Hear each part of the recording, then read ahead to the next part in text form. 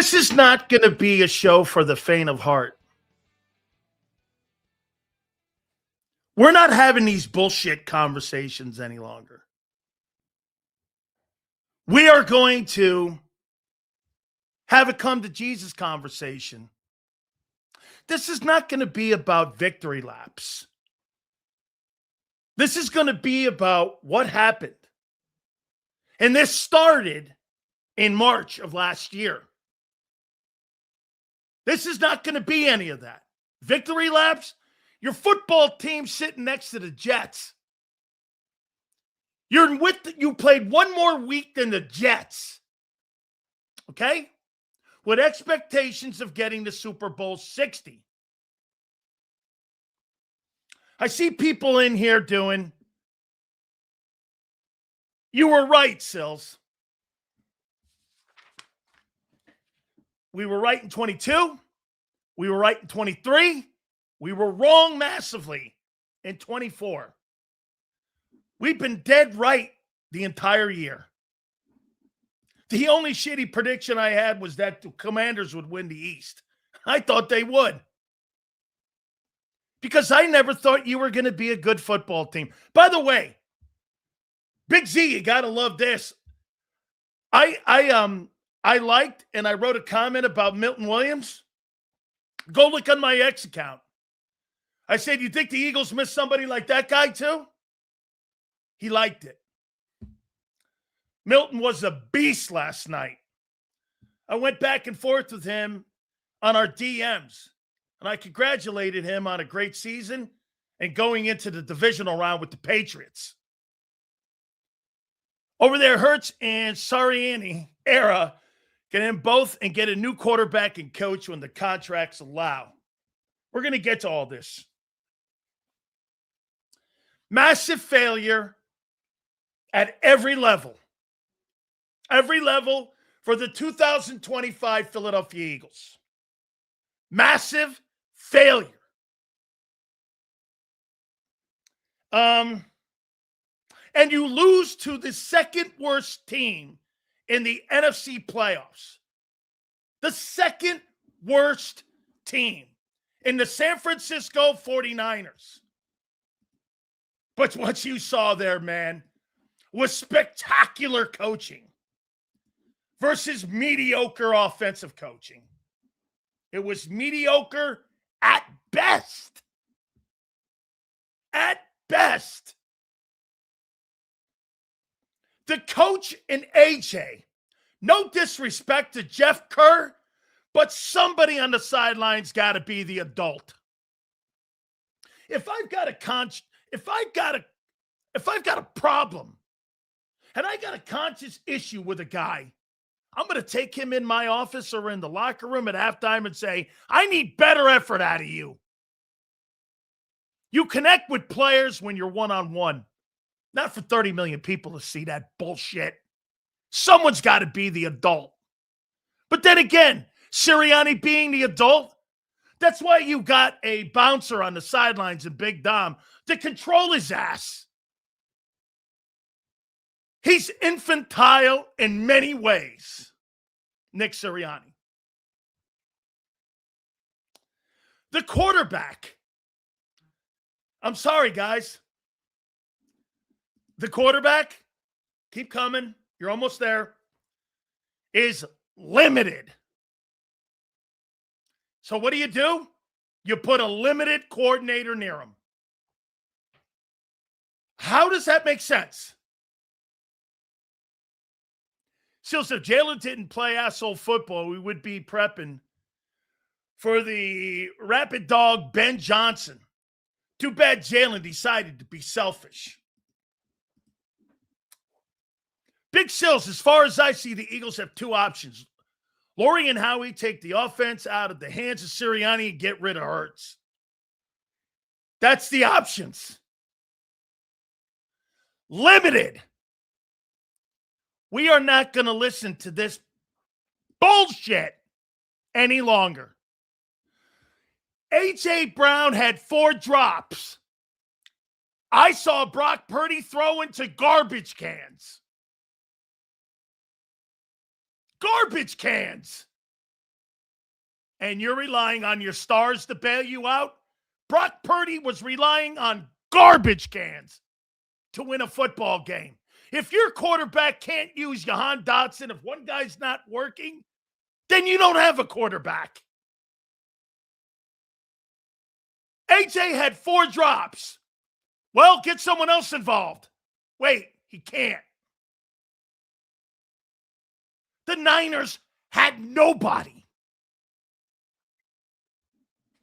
By the way, did he not give max effort on that play? You damn right he didn't. Looked like a business decision to me. That guy checked out 3 months ago. And by the way, when I told you this shit was going to continue, there it was in the NFC wildcard game. Most important part of your season. AJ and Nick and all the bullshit with your stupid offense rearing its head. Cost you in the biggest moments. Your unprofessionalism all over between the coach, the player, the inexperienced play caller. Hey, guys, guess what? I told you weren't a good team. You don't want to believe me. You were not a good team. You were a decent team. You thought you were this football team that resembled last year. You were not. You were never anywhere near the 22 or last year's team. I tried telling you. I took so much shit from people this year. You have no idea. You paid $200 million for a pile of shit. Our so-called leaders. On offense, where were they? Xander, I just missed 2 supers. Apologize to you guys. And I appreciate you being here today. And I know some of you, this is a hard conversation. Sills, is it a great decision to throw a ball to a 5'9" Jahan Dotson guarded by a 6-foot corner? Of course not. Let me apologize. Last night was a fucking mess. I think there we go, Xander. Thank you, brother. I super chatted after the Giants loss that we're going to be one and done in the playoffs with knee pad Nick's offense. You think I like telling you guys in the offseason you were one and done? Do you really think that makes me feel great? You're wrong. I told you were one and done. I thought you might get to the divisional round. I didn't think you were going anywhere. How did you? Based on what? Oh, and by the way, that postseason legacy stuff was bullshit. It never was a factor. Your experience was non-factor. What happened?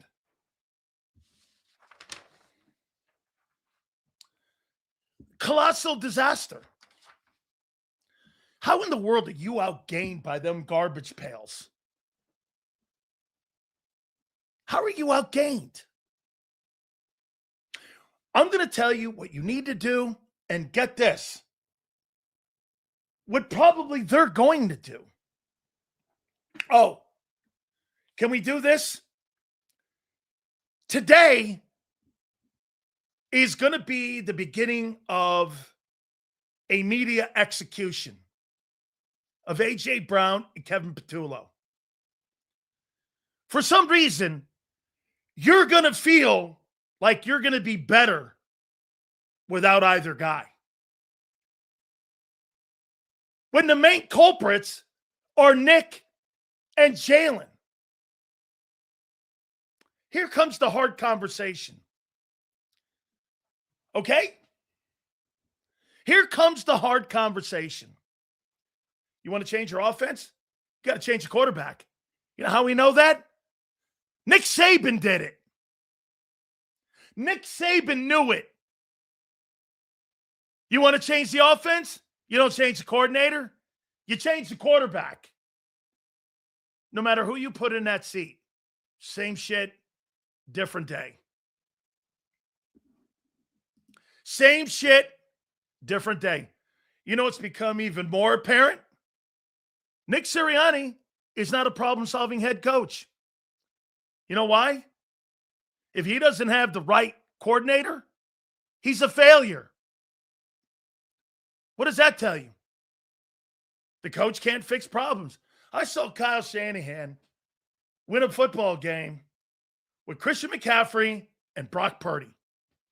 And not one star on that offense could start in your huddle except two players, McCaffrey and the quarterback. That's it.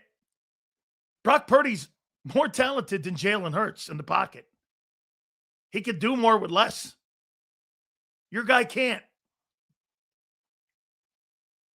Oh, and you got a heck of a play caller. Two things you don't have in Philly: a good quarterback in the pocket and a great play caller. Change what? How many coordinators are you going to go through before it ends up being you?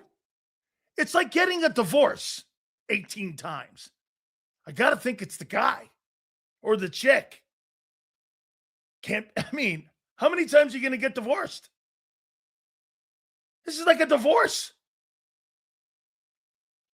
It's embarrassing. So let's start, first and foremost, with Kevin Patulo. I don't blame a guy who's never been a head coach, a coordinator. Do you remember me going over his resumes? Do you remember me talking about Kevin Patulo's resume? Kevin Patulo's resume is littered with buddy jobs. Assistant to the receiver coach, assistant to the coordinator, assistant to the quarterback coach. These weren't legitimate jobs. And you gave that guy the keys to the offense of the defending Super Bowl champion? There's only one other way to read that. You know what it is? Well, we're not really going to change it. Barkley said it in the postgame. You know what he said? We ran the same script of a year ago. That's why you hired a guy who's not qualified to be the coordinator, because all he did was he pulled out Kellen Moore's playbook of a year ago and went down the same line of 2024. The only problem was you were a lesser team. You used the same playbook you did a year ago, basically. Why not? What would the guy know about in-game play calling?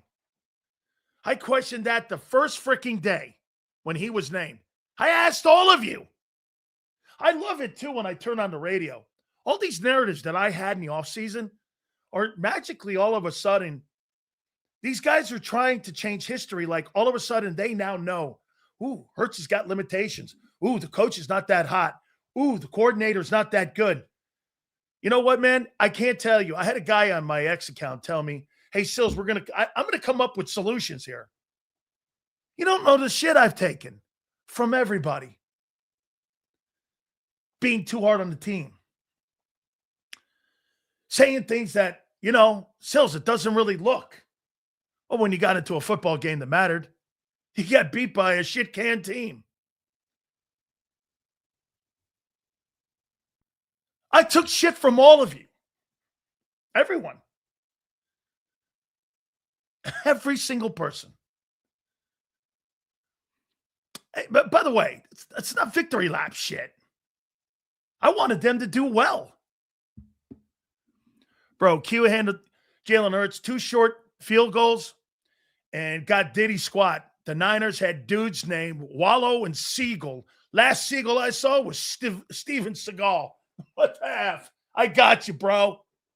Z, I missed the super. Guys, I appreciate these supers. It's going to get a little ugly here today. Because we going to call everybody out. I can't wait to see Angelo has to say. That's at 3:30. Make sure he got everybody here. Replace Sirianni, the offensive play caller, head coach, or have the same issues. That's right. Simple as that. I doubt it's fire Sirianni, so Kingsbury, Dable, or McDaniels. Bro, You're going to have this revolving door every year in Philadelphia. Every year in Philly, you're going to have this. So let's start first with Kevin Patulo. Kevin Patulo is a pawn. Fire him for what? He's not competent? Okay, we knew that. He's not a good play caller? Does it matter? Does it matter if he's a good play caller? This is Nick. The only way you're going to... Nick doesn't respect Hurts as a skill. Or you would never name somebody. Get this. How do you hire a guy like Vic Fangio on defense and then turn around and hire Kevin Patulo on offense? Based on what? Nick's recommendation? Since when is Nick a good coordinator?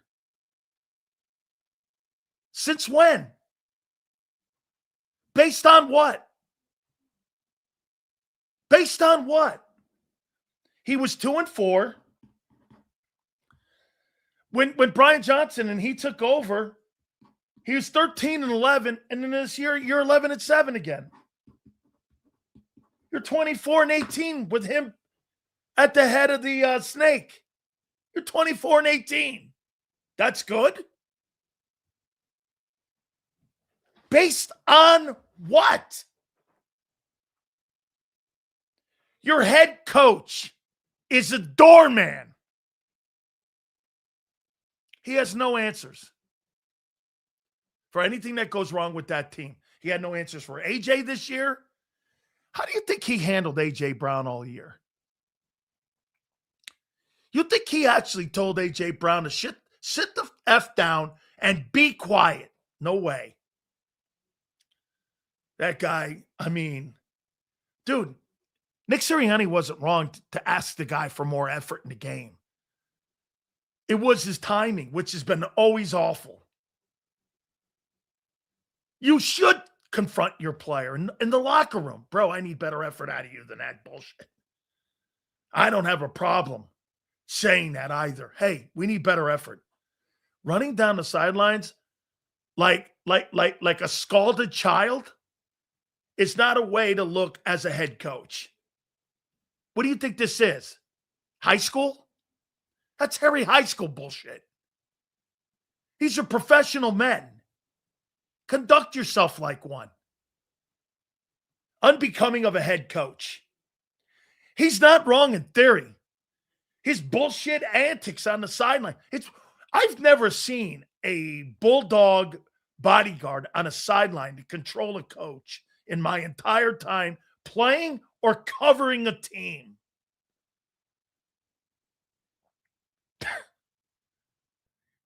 And by the way, I'm going to say this. 49ers look like they wanted it more than you. The 49ers look like they were playing with their hair on fire, diving for footballs.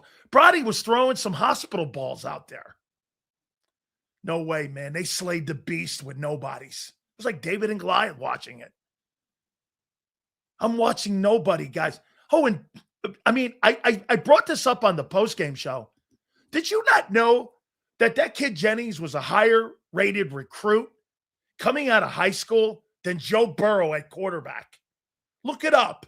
He had a higher quarterback rating coming out of high school. Did you not know that? That he's capable of throwing the football down the field? Did you scheme for that? Sure didn't look it.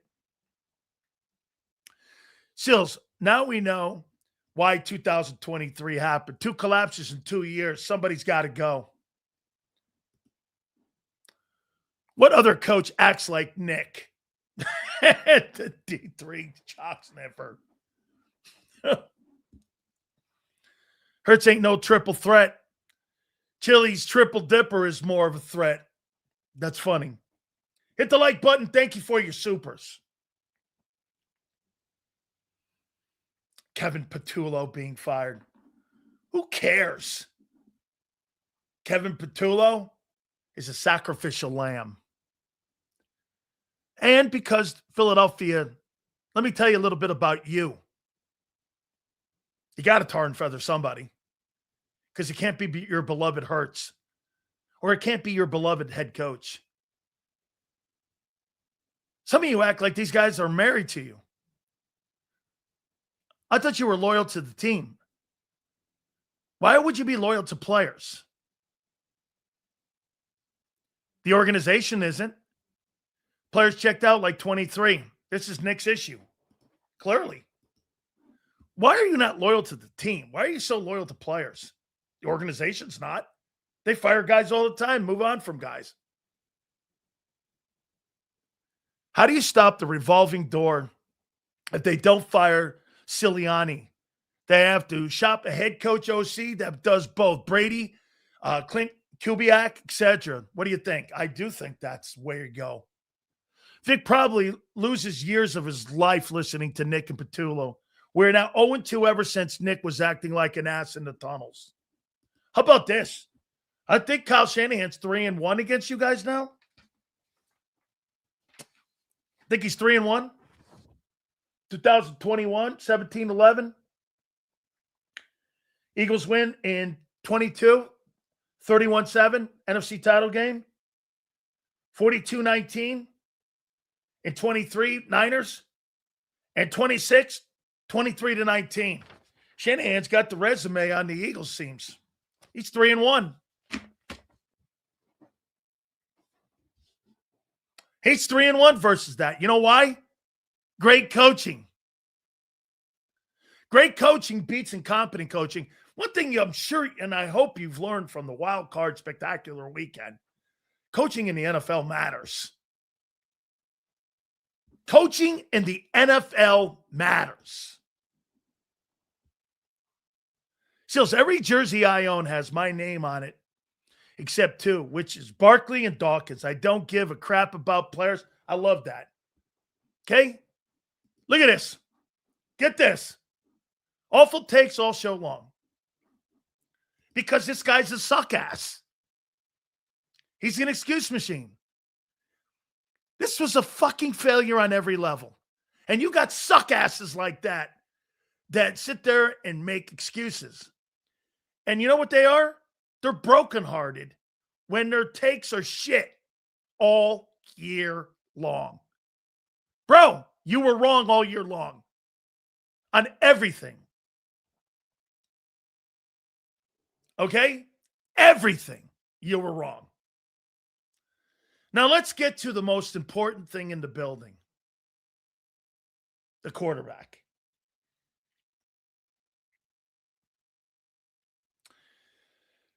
The quarterback is limited. Keep coming. Keep coming. Come on. Come on. Come on. You're almost there. Come on. You're almost there. Come on. This was never going to be a long-term experiment. Sills, what are the chances Nick pushes back on Patulo firing in the same way? Zero. He's a knee dragger. Every press conference, he's kissing Howie's ass. That guy ain't doing that. He's a politician, as John McMullen says. He knows how to play the politics. Let's go to your quarterback. He's limited. And you put a limited coordinator around him. Nick Sirianni's limited. I mean, who in their right mind? Don't you agree? If you don't know something, if I don't know something, you know what I'm going to do? I'm going to hire somebody that does. I'm not going to hire somebody who's less qualified than me on a topic. Why would I do that? How make sense of that? Make sense of that. And for the organization to okay that. Arrogance also is what cost the Eagles this year. Their arrogance. How many times have I said that you've left at least 2 Super Bowls on the table? Here's number 3. With that group of teams that are going to the divisional round, What a crime you're not in it. Super Bowl number 3, you've left on the table now. Super Bowl number 3. I mean, you've got 2 Super Bowls in 8 years. You should have at least 3 more. Get in your own way. The only way you are going to change your offensive approach, it's not by a coordinator. The only way you're going to change your approach in offense is changing the quarterback.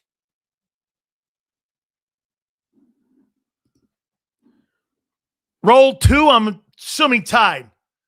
The right, Jalen Hurts, elite. That's what we saw. An underachieving year with your elite quarterback. Seals, can Howie as the GM take the offense away from Nick and hire? He does. And hire an OC that will dictate to Jalen what the offense does versus Jalen telling the coach what he does, what he's doing. That's saying you're taking the offense out of Nick's. Hey, Riot, it's not about taking the offense out of Jalen's hands. It's about taking the offense out of Nick's hands. Nick Sirianni doesn't want the offense out of his hands. That's why you don't hire people like Vic Fangio on offense. Why don't you go out and make an offer to Kevin Stefanski? I know he's probably going to get a head job. Why don't you go hire a great-looking coordinator? Get Brian Callahan. He's a hell of a coordinator. Bring him in. No way. No way. That means the offense is out of Nick's hands. Your quarterback was never here for a long time. He ain't that guy. He's just not. Won an MVP. He's been to 2 Super Bowls. He's the Jim Plunkett of the Eagles. I don't see skill. In a game that you needed a guy to be exceptional in, he was common. That was a common performance. They needed more. He couldn't give it. Versus a team that had linebackers I'd never heard of. I mean, I saw Josh Allen carry a football team across the finish line against a very talented Jaguars team. He had nobody on that team but Cook and him. Cook and him. And he goes down into Jacksonville, puts up 300 yards of total offense. He carries his team across the finish line. That's carrying your fucking football team. Jalen couldn't carry his team. You guys are blaming AJ for the game? What did Purdy have to play with? This guy loses Kittle in the ball game. He's got one dude in the game. You have all those talented players, and you couldn't do squat with them. Quarterback's limited. Play caller's limited. Head coach is limited. Howie Roseman, I told you this. That team wins because of Howie Roseman, not because of your shitty coaches on offense. The only coach that's worth a shit is Stoutland. The rest of them are pedestrian. What I'm saying is we've heard all year Hurts doesn't want to do this and can't. And OC telling Jalen, you will run the offense. I'm with you. I don't know either, Riot. Hurts, RPO one read quarterback. Told you that in 22. Doesn't want to run the ball anymore. Then he's limited. Not a great talent. Coaches that can't make a system to Hurts' strength. Last year, lightning in a bottle. Wasted roster this year. Oh, yeah. This is a wasted opportunity. Lost. One of your Super Bowl window years. Wasted. Out. Coaching. Execution. Personnel. All of it. And you gave them the benefit. Well, here, that benefit's gone now. You have no fucking benefit. There is no benefit.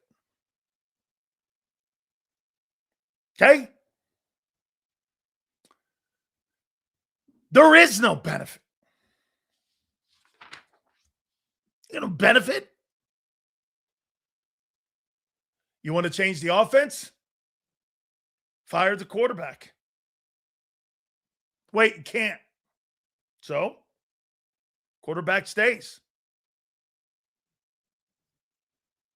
It's like an anchor around your neck. Same shit, same bat channel. See you next year. Nothing changes. You think that guy's going to all of a sudden evolve into some passing guy? You're out of your tree. That guy's never that guy. Never will be that guy. I told you this in 22. That's the best Hurts you'll ever see. And it's been played out that way. Can Frank help out? Or is that chapter closed? They're going to do everything to help Nick. You keep missing it, guys. By the way, Freddie, I appreciate the super. Thank you, guys. Listen, you keep missing it here. You keep missing it. Help what? Help Nick, you mean, not Jalen. They're destroying. Jalen Hurts is one thing he does well. You know what they're destroying now? His winning. Now they're destroying his winning. Shitty coaching. Do you believe if the players at their meeting say that they want Nick gone, would Jeffrey and Howie get rid of him? I would think the players are beginning to turn on him. No way. Players in an NFL locker room? When you're in a comfort zone, can I tell you the most important thing that Jimmy Johnson used to give his guys? Nobody's job was safe. No matter who you were. If you weren't Aikman, Emmett, or Michael, nobody's job was safe. And Jimmy made you know that. Nobody's job was safe. It's not a sense of urgency in there. Why? Because Howie's the most valuable person in the organization, and Howie has the most autonomy, and Howie is with more power in Nick's locker room than the head coach. This is kind of a Jerry Jones situation in a way. Sills, I just want to give you a shout out. Thanks for covering this team. You're honest and fair. Though you do make me mad at times, I do appreciate you. A lot of love to you too, Leon. Bro, when I do my style of radio and I do my style of broadcasting, believe me, I know. I make every single person around me cringe. Everybody. From my bosses down to you. I know that. It's called fucking conviction. In our locker room, the O's suck. What does Nick even do? Funny. Now it's an echo chamber. Thank you for the super. So what changes do you think need to happen on the O-line, if any? I promise you, it's not just going to be a bitching match here. We're going to go into what has to happen. Now let me get to AJ. I'm going to write 3 names down.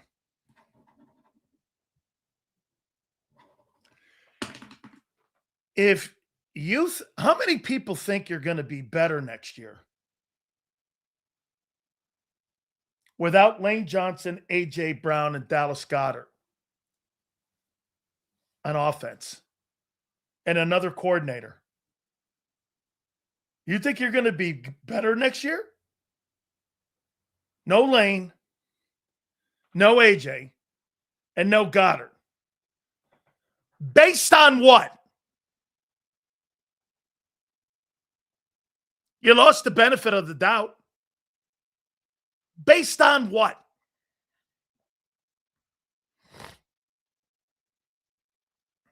Based on what? Do you think they're going to have an epiphany?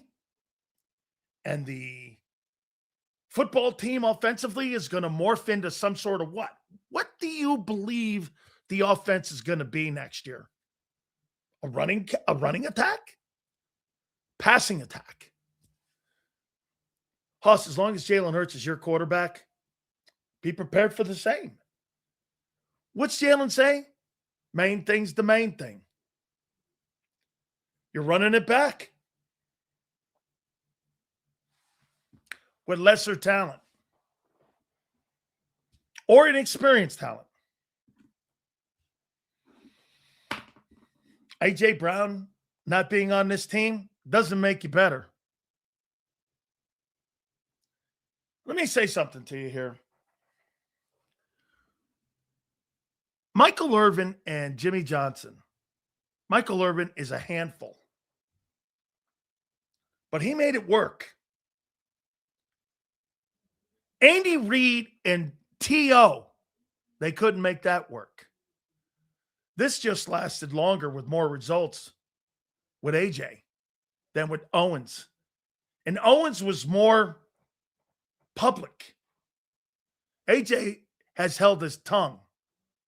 Owens couldn't. There's no difference. You get rid of A.J. Brown. A.J. Brown hasn't lost a step. The offense has. So let me get this right. Barkley's lost a step. A.J.'s lost a step. Devontae Smith has lost a step. And none of these guys are 30.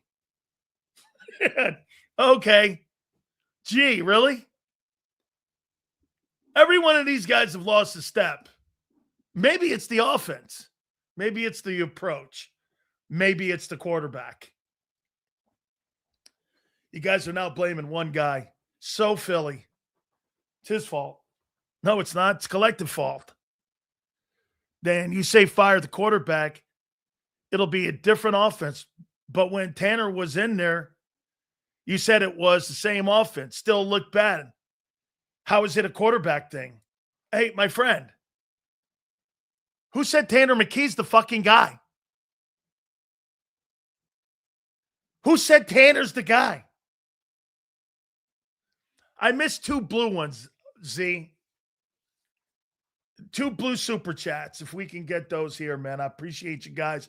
Thank you very much. We'll get those up if we can. Do me a favor. Please hit the like button. Guys. You want to change the offense? Change the quarterback. Hiring a new OC is going to result in what? Like what? It's the quarterback. You don't want to have these tough convos. You think getting rid of A.J. Brown's going to make Jalen Hurts better? Brown will be good with a coach he respects like Vrabel. Yeah. Yeah. And a quarterback he respects. A.J. Brown doesn't not like Jalen Hurts. He hates his skill set.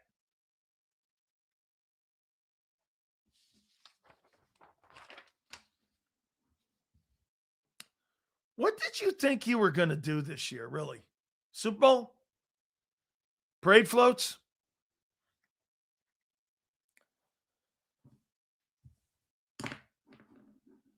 I feel bad for some of you. You really vested a lot this year. You said before the game, Tanner fits better. He does. He fits Nick better because Nick's only dealt with drop-back quarterbacks. If you're talking about skill set, and by the way, Tanner McKee was throwing to guys that Brock Purdy was throwing to. Think about that. So when you guys take a shit on Brock Purdy was throwing almost to the same type of guys that Tanner McKee was throwing to when he started that game against the Commanders. And Brock Purdy beat you with him. Brock Purdy beat you with people I've never heard of. Here. Like, who are these guys? Demarcus Robinson, I had to look him up. Jennings is a decent player. Look at these guys. Jake Tongues? Malik Turner? Who the fuck are these guys? And they beat you with them. Wow. Embarrassing. If we don't change the quarterback, then we need to change the coach. Correct. And OC for Jalen. Right. Okay. One or the other. Hire John Harbaugh and bring in Todd Monken. Perfect. Never happened. You're not wrong, Mikey. That's exactly right. Okay? Can't move off of Hurts. You're stuck with this guy. He's an anchor around your organization. So, help make him better instead of Nick better. It's Nick or him, but it'll be neither. It'll be AJ and KP. The two wrong guys. I'm not saying Kevin Patulo shouldn't be demoted or fired. He should have never been in the place in the beginning. He was not qualified. How many times did I tell you that he was not qualified to be the head football coach of the Philadelphia Eagles? How many times did I say that to you? You guys didn't want to hear that shit, man. Kevin Patulo. Guys, get this. After Xander told me the guy was in the league 13 years as a pro. Quality control coach. Assistant and quality control coach in Kansas City. Quality control coach in Buffalo. Quality control coach and the assistant to the assistant wide receiver in Buffalo. The assistant wide receiver coach. That's not a gig. Quarterback coach at A&M. That's not pros. Wide receiver coach in Indianapolis. That's a job. Okay? Pass game specialist. That's not a job. It's not a position coach. Pass game coordinator. That's not a position coach. Pass game coordinator and assistant to the head coach. Those aren't fucking jobs. Those are like ass-kissing jobs. Seals, the biggest issue is that you trust this organization to develop a quarterback. They messed up Wentz, and now they're doing the same thing to Jalen Hurts. Kyle, I agree. Not coaching him. Will we hire competent offensive coaches? As long as Nick's there? No. No. Did you read that resume I read you? Where in your right mind did you think that guy was qualified? Because he was sitting getting Krellers and coffee and parking Nick's car and Howie's car? That he was the OC of that team? Based on what? Right. GQ. Intern jobs. That's what they were. Somehow that guy went from an intern being the OC to Jalen Hurts. No wonder when Jalen's walking over the sidelines going, what are you talking about? That we're going to throw that play on fourth down? I'd rather have had Jalen Hurts. By the way, why don't you go for the first down? Get it closer so you can use his wheels.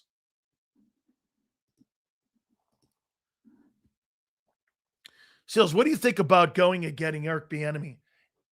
Eric Bieniemy is not what that team needs. They need someone like Ben Johnson. Look at what Ben Johnson's doing with Caleb Williams. That guy has changed that guy's life. But that means Nick then is irrelevant. Do you understand? If you hire a high-profiled coordinator, it means Nick's irrelevant. What's his gig? Remember what I told you with Cliff Kingsbury? And that whole fiasco was going on. And he took the Washington job. He took the Washington job because he wasn't going to be given autonomy of the offense. Kellen Moore was given autonomy because Nick was coming off of 23. He said, we got to run the ball. Hurts, can you imagine having private meetings behind Jalen Hurts' back as a staff going, we can't throw the ball. We got to run it. That's what they did in 24. Wow.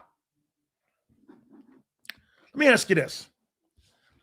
Do you really believe that Nick Sirianni trusts Jalen Hurts to win games from the pocket. No way. Yeah, but Caleb can actually throw the ball, unlike Noodle Arm. Yeah. Thank you, my friend.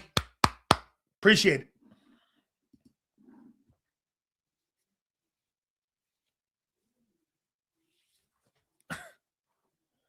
So the Eagles will be better without AJ? I'd rather fire Nick than get rid of AJ. AJ Brown is still a stud player. AJ Brown knows Nick's not a good coach. No one wants to say it. By the way, I have not heard anybody defend Nick's actions on the sidelines when it comes to the players. That AJ needs to act like I've not heard any of that. Have you? Maybe I missed it. Did any teammate call AJ out for his not talking to the media after or on the sidelines? Has any teammate said anything? Did anybody?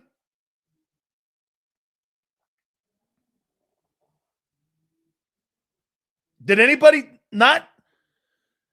Did anybody go after AJ? Fire Nick and hire a play-calling head coach. Can you imagine Kevin Stefanski with that talent? Not having to work with the bullshit he had to work with Jimmy Haslam in Cleveland?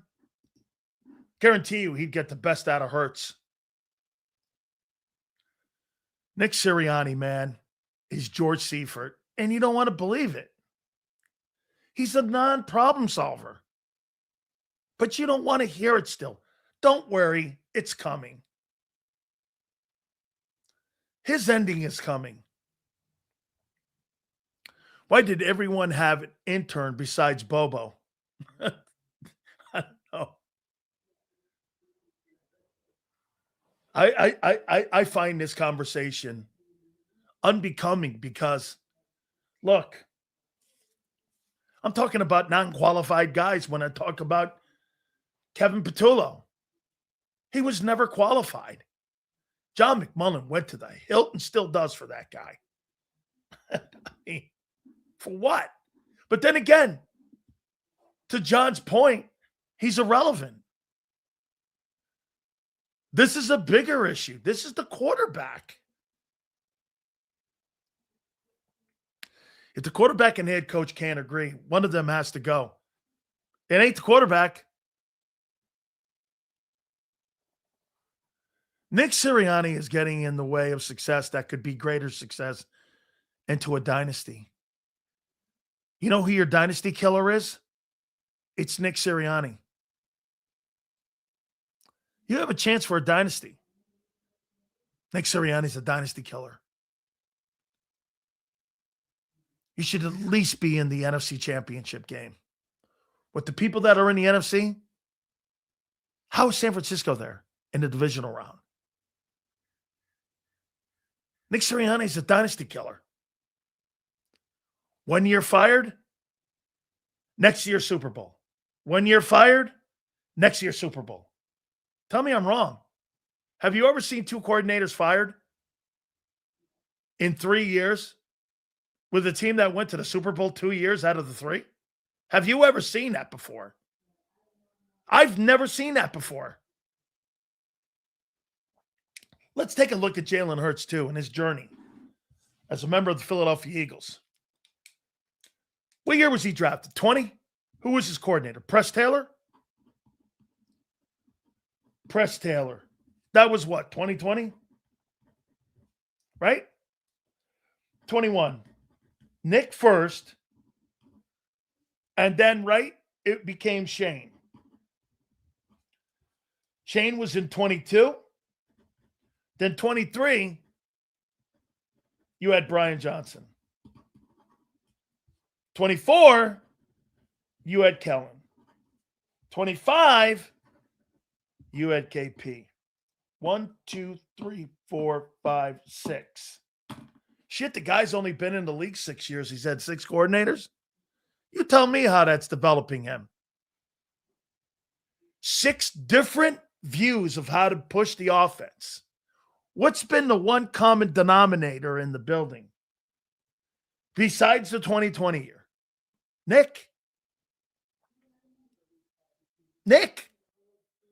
is the one common denominator.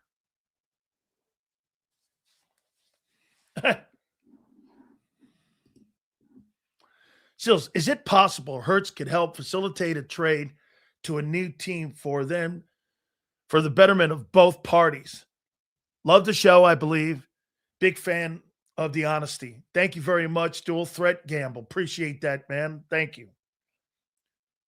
Jalen Hurts doesn't want to leave Howie Roseman. Why?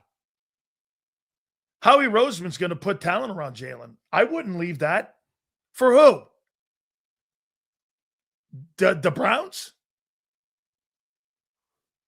Why would I want to go anywhere if I'm Jalen? You know, when Jalen left Alabama, where'd he go? He went to Lincoln Riley and OU. You think that guy was going to go to where? Oklahoma State? You guys not transferring to shitty places like that. He's going where high-quality places are. Steelers?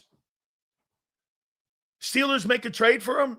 The Eagles aren't, dude, stop with the trade. No trade clause in contract. Jalen's nowhere near that where he wants out. Why would he? I wouldn't. Hey, you want to stick with Howie as much as you can. Nick's the problem. Always has been. I kept you asking the questions all the time. What's his gig? What's his job? He shows you he doesn't have a job. Every down year. Hey, by the way, next year, without AJ, without Lane, and without Goddard, and an older Barkley, and an older Landon, and an older Cam, he got a lot of work to do.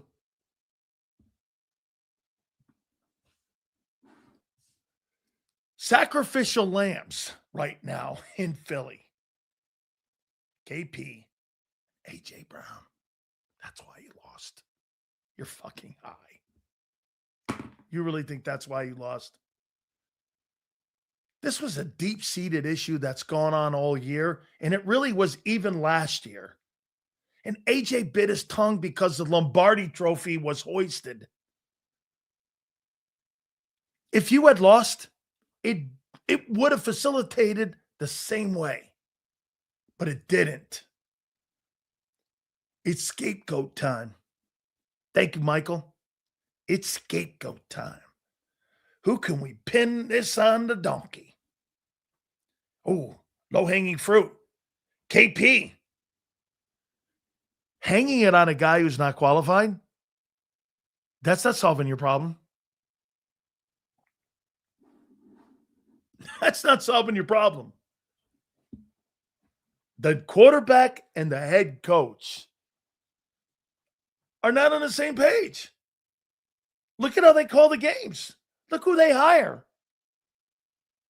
Guys, it's not an opinion. Look at their actions. Take a look at their actions. Seals, I need your Ackerman. The last play of the game, they took time out. Salah was in quarters coverage. Should they have thrown to the flat? I would have thrown for the first down. You still had some seconds left on the clock, and you had a timeout left. Then you could have given the option of run or thrown it into the end zone.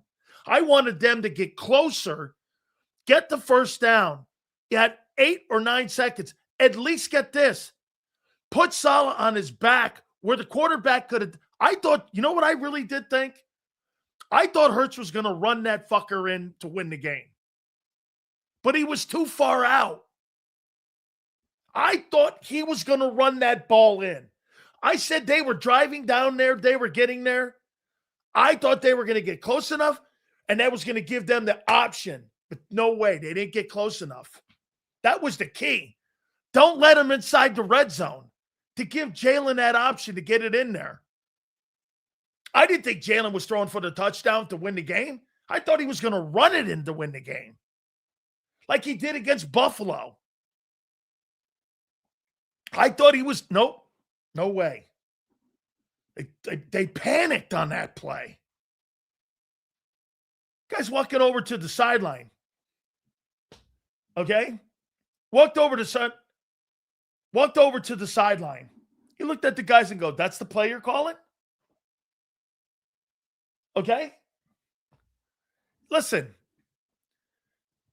I thought about that last night, Michael. It's funny. You know what? So I heard Angelo Gargano on.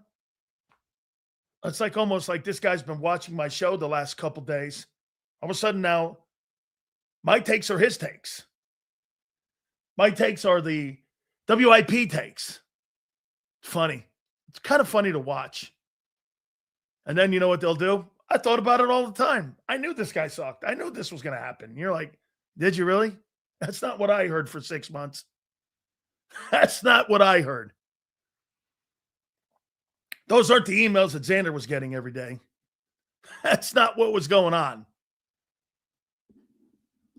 Not true. This guy's past his time. He can't see the game. Sileo doesn't know what he's watching. His takes suck. All but one were true. Sills, that's too much thinking for Hurts and him. I don't want Jalen Hurts thinking. He's an RPO guy. Big salami stick sells. I'm not a happy camper after the loss, but well, what are you going to do? Great question.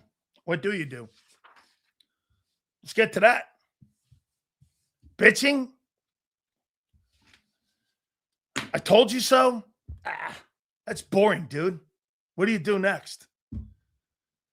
Now, do you guys want to think like the Eagles? Or do you want to think common sense-wise? There's two ways of looking at this. How do you think the Eagles are going to act, and how should they act? Oh, I can't wait for Jalen Hurts Appreciation Day.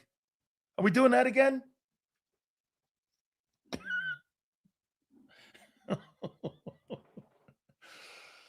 Oh, I can't wait to get Angelo on at 3:30. My God, please. Thank you, God. There's still people like that.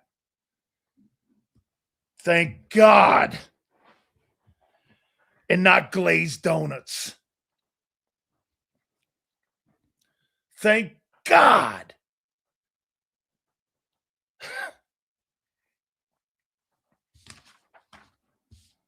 Ass kissing radio. Tell you what, we get to those days, you got it. I'm out. You want to sit around glazed donut people? I'm out. Not me. No way. Truth, justice, baby. Big Sil's way. If it ain't that way, I don't want to do it. I thought on a platform I could talk like that, but you know what? Even some of you guys get fucking bent out of shape. Doesn't matter where I talk. Pathetic. Pathetic. You're supposed to love your team. The players, stop acting like they're your wives or your husbands or something. Fuck the players. It's about your team being better. This is the pros. How in the world do you get so tied up with these players when the organizations don't get tied up with these players? They'll cut a guy in 10 seconds. They let Milton walk out the building and didn't give a shit about it. Didn't think twice about it. Why should you care? I thought it was about Eagle Green. The civic pride of your team and your colors. That's why college football has a lot of love to it. Because you know why? Players come and go. Graduation classes every 4 years. There's a remedy to that. You love Bama. You love Miami. You're loyal to it. Not loyal to a dude. What to do? Here. Well, here's the common thing to do. If you're Jeffrey Lurie and you're Howie Roseman, you're having private meetings. Do we want to go forward with the way we're doing business? Number one question. And the answer is going to be yes. How do we pivot? What do we have to do to make it better? What's the number one thing we have to do? Well, we have to address the coach and the quarterback. Because you know why? Howie's not going to address the roster. He built it. Howie doesn't think there's anything wrong except for the aging fact of the O-line. You know what he's going to say? Style of play. Age that O-line like dogs. The first thing he's going to address is O-line. He's going to address it in the draft, and then you have to address free agency with money. And the guys you have on your team now. It's going to be a very expensive offseason for the Eagles. High-quality picks and money on defense. You got three dudes you got to decide to do. And if not, are you going to go after Max Crosby? How do you get yourself better? Vic Fangio is the star of the whole entire organization. So, Sills, the whole month of September was an outlier starting 4-0.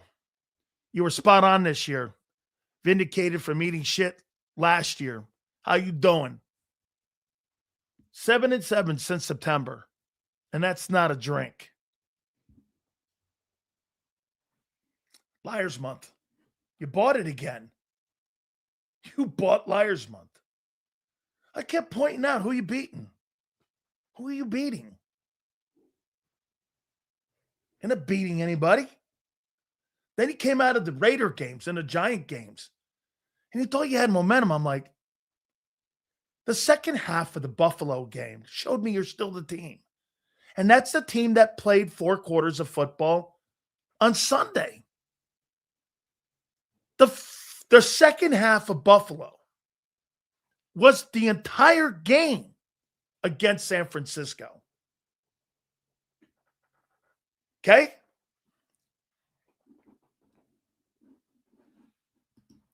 Who said Vic had a good night? He was completely outcoached. Kyle Shanahan destroyed him with 4 explosion plays with trash cans. Hey, don't ever tell me ever again that Saquon Barkley's in the conversation with Christian McCaffrey.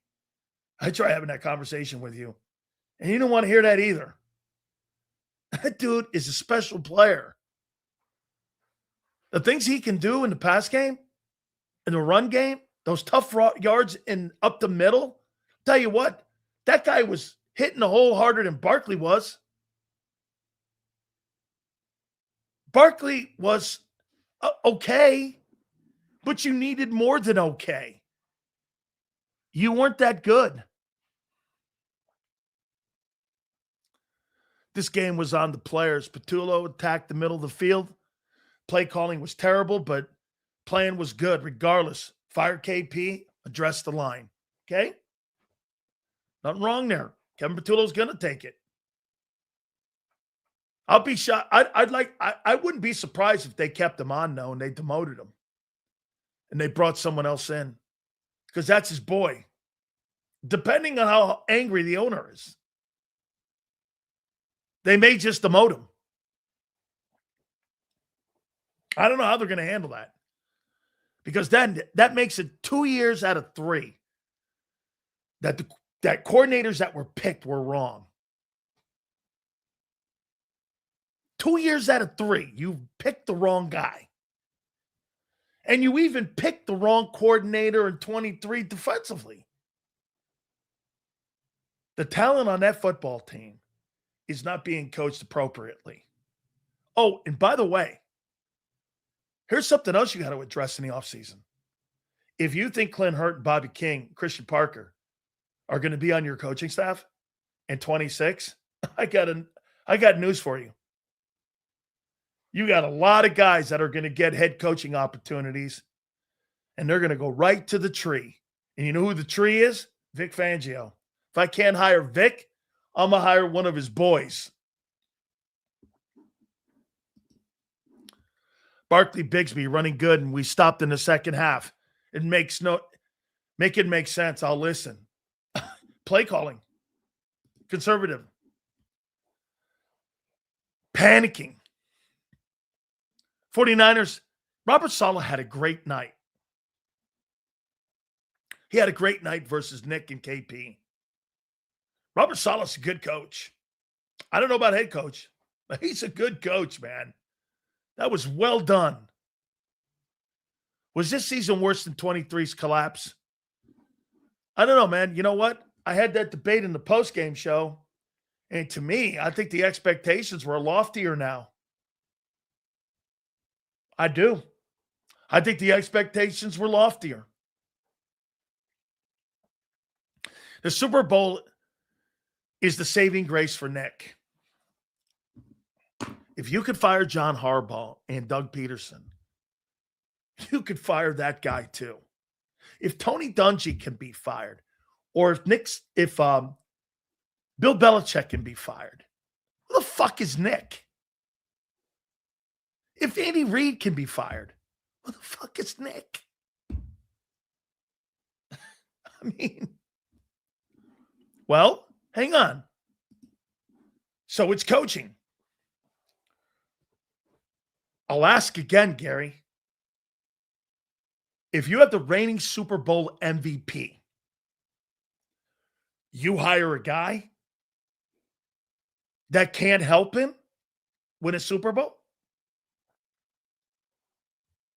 And you're just assuming because he got Krellers, he's going to help Hurts? Make that make sense.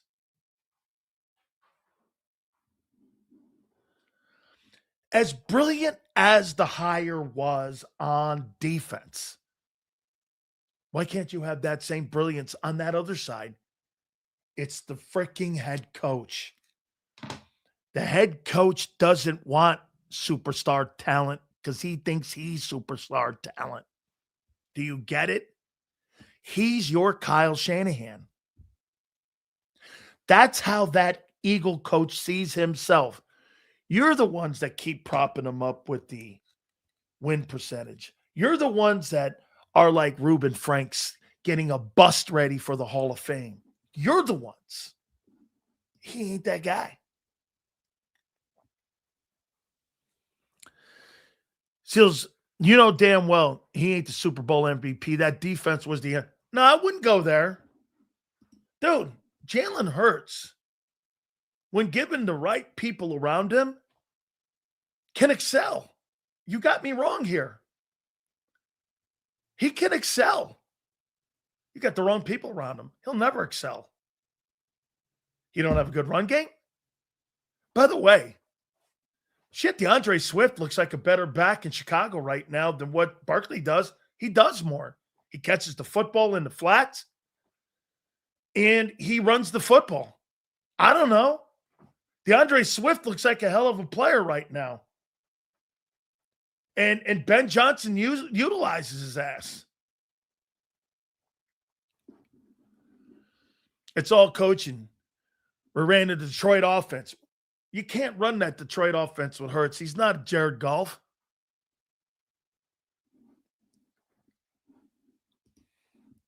No way we're letting Hurts off the hook. Nobody is. I've never. For what? You think the tush push wear the O-line down? I do. The guy that cried the loudest had his chance and choked. A.J. Brown played a horrible game. He completely checked out. Yes. If A.J. makes 2 of the 3 catches, it's a different game. Listen to what you're saying. It's a different game against the worst defense in the playoffs. I think that 49er defense was worse than Carolina's offense. Shit, they hung tight with the Rams. Carolina. I mean, Carolina hung with the Rams. Stafford had to play out of his ass in the fourth quarter to beat them.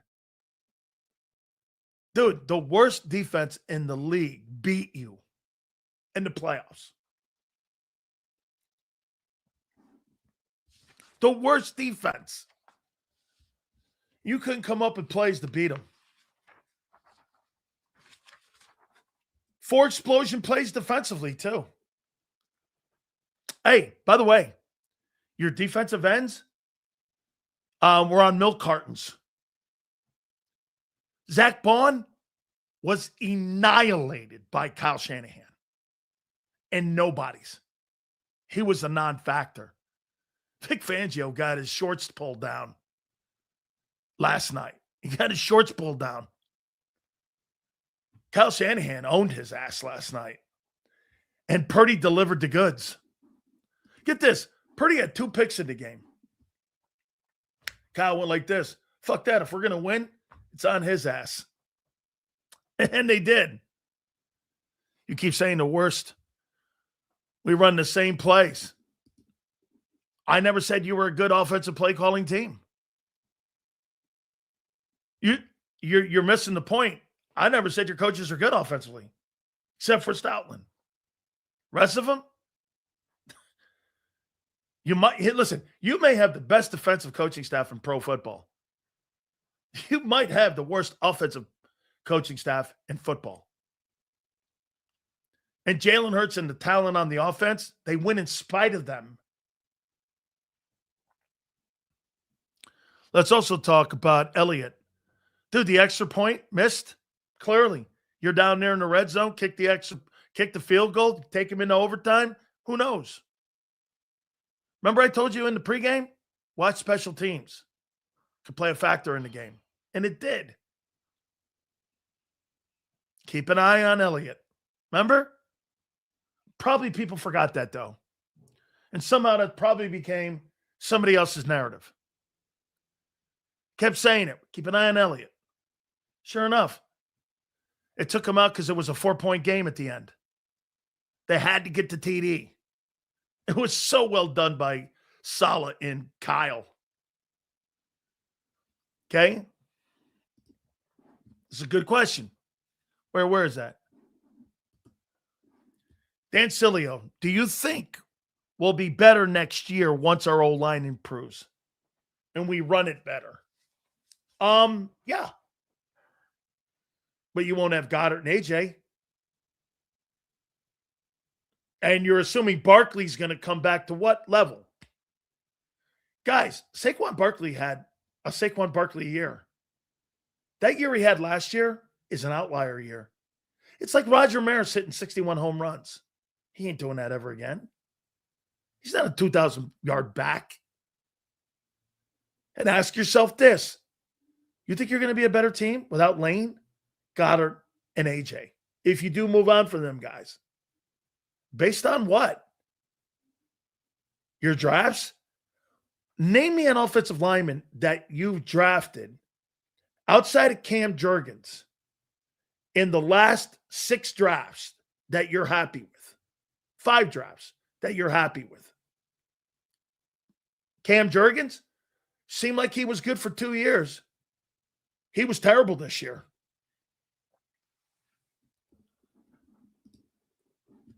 All week, everyone was talking about who we would rather face in our next matchup. I knew it wasn't going to be easy. What a well-coached team. Yeah, look at what they have.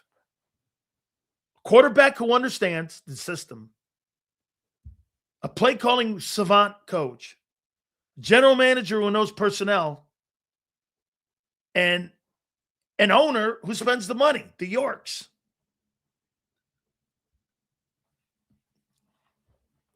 If you don't have that foursome, you ain't winning. Take a look around the NFL. There's very few of those teams. The Eagles get in their own way. Nick Sirianni's a dynasty killer. He's a dynasty killer. So let's look at his win percentage. No, you mean look at the team's win percentage. Look at the players' win percentage. 23 was a disaster, and this was a disaster finish. Here, that's probably how we could categorize it. 23 was a complete meltdown of the last 2 months. This was false hope. Must have been a resume. I guess the resume didn't factor in, did it? When you know you got a fraudulent resume is when a guy has no answers. Kyle Shanahan had answers. Kittle's out, no problem. Ayuk's out, no problem. Ricky Pearsall's out, no problem. I couldn't even name those tight ends he was throwing to. I had no idea who they were. It was remarkable. It was utterly remarkable watching what that guy was doing play calling. It was insane what he was doing. This is completely insane. Bring back Becton to replace Lane. He's not a tackle. Dude, you need to get a guy in the draft and get a staple out there. You got Jeff Stoutland. I'm good with Stoutland helping get the guy to Dude, one thing is for sure. I'm gonna lean on Jeff Stoutland. On the type of guy they're gonna need in the first. You need an O lineman in the first round. You need a first round O lineman. On a Becton, man, those days are gone. Okay? I want new blood.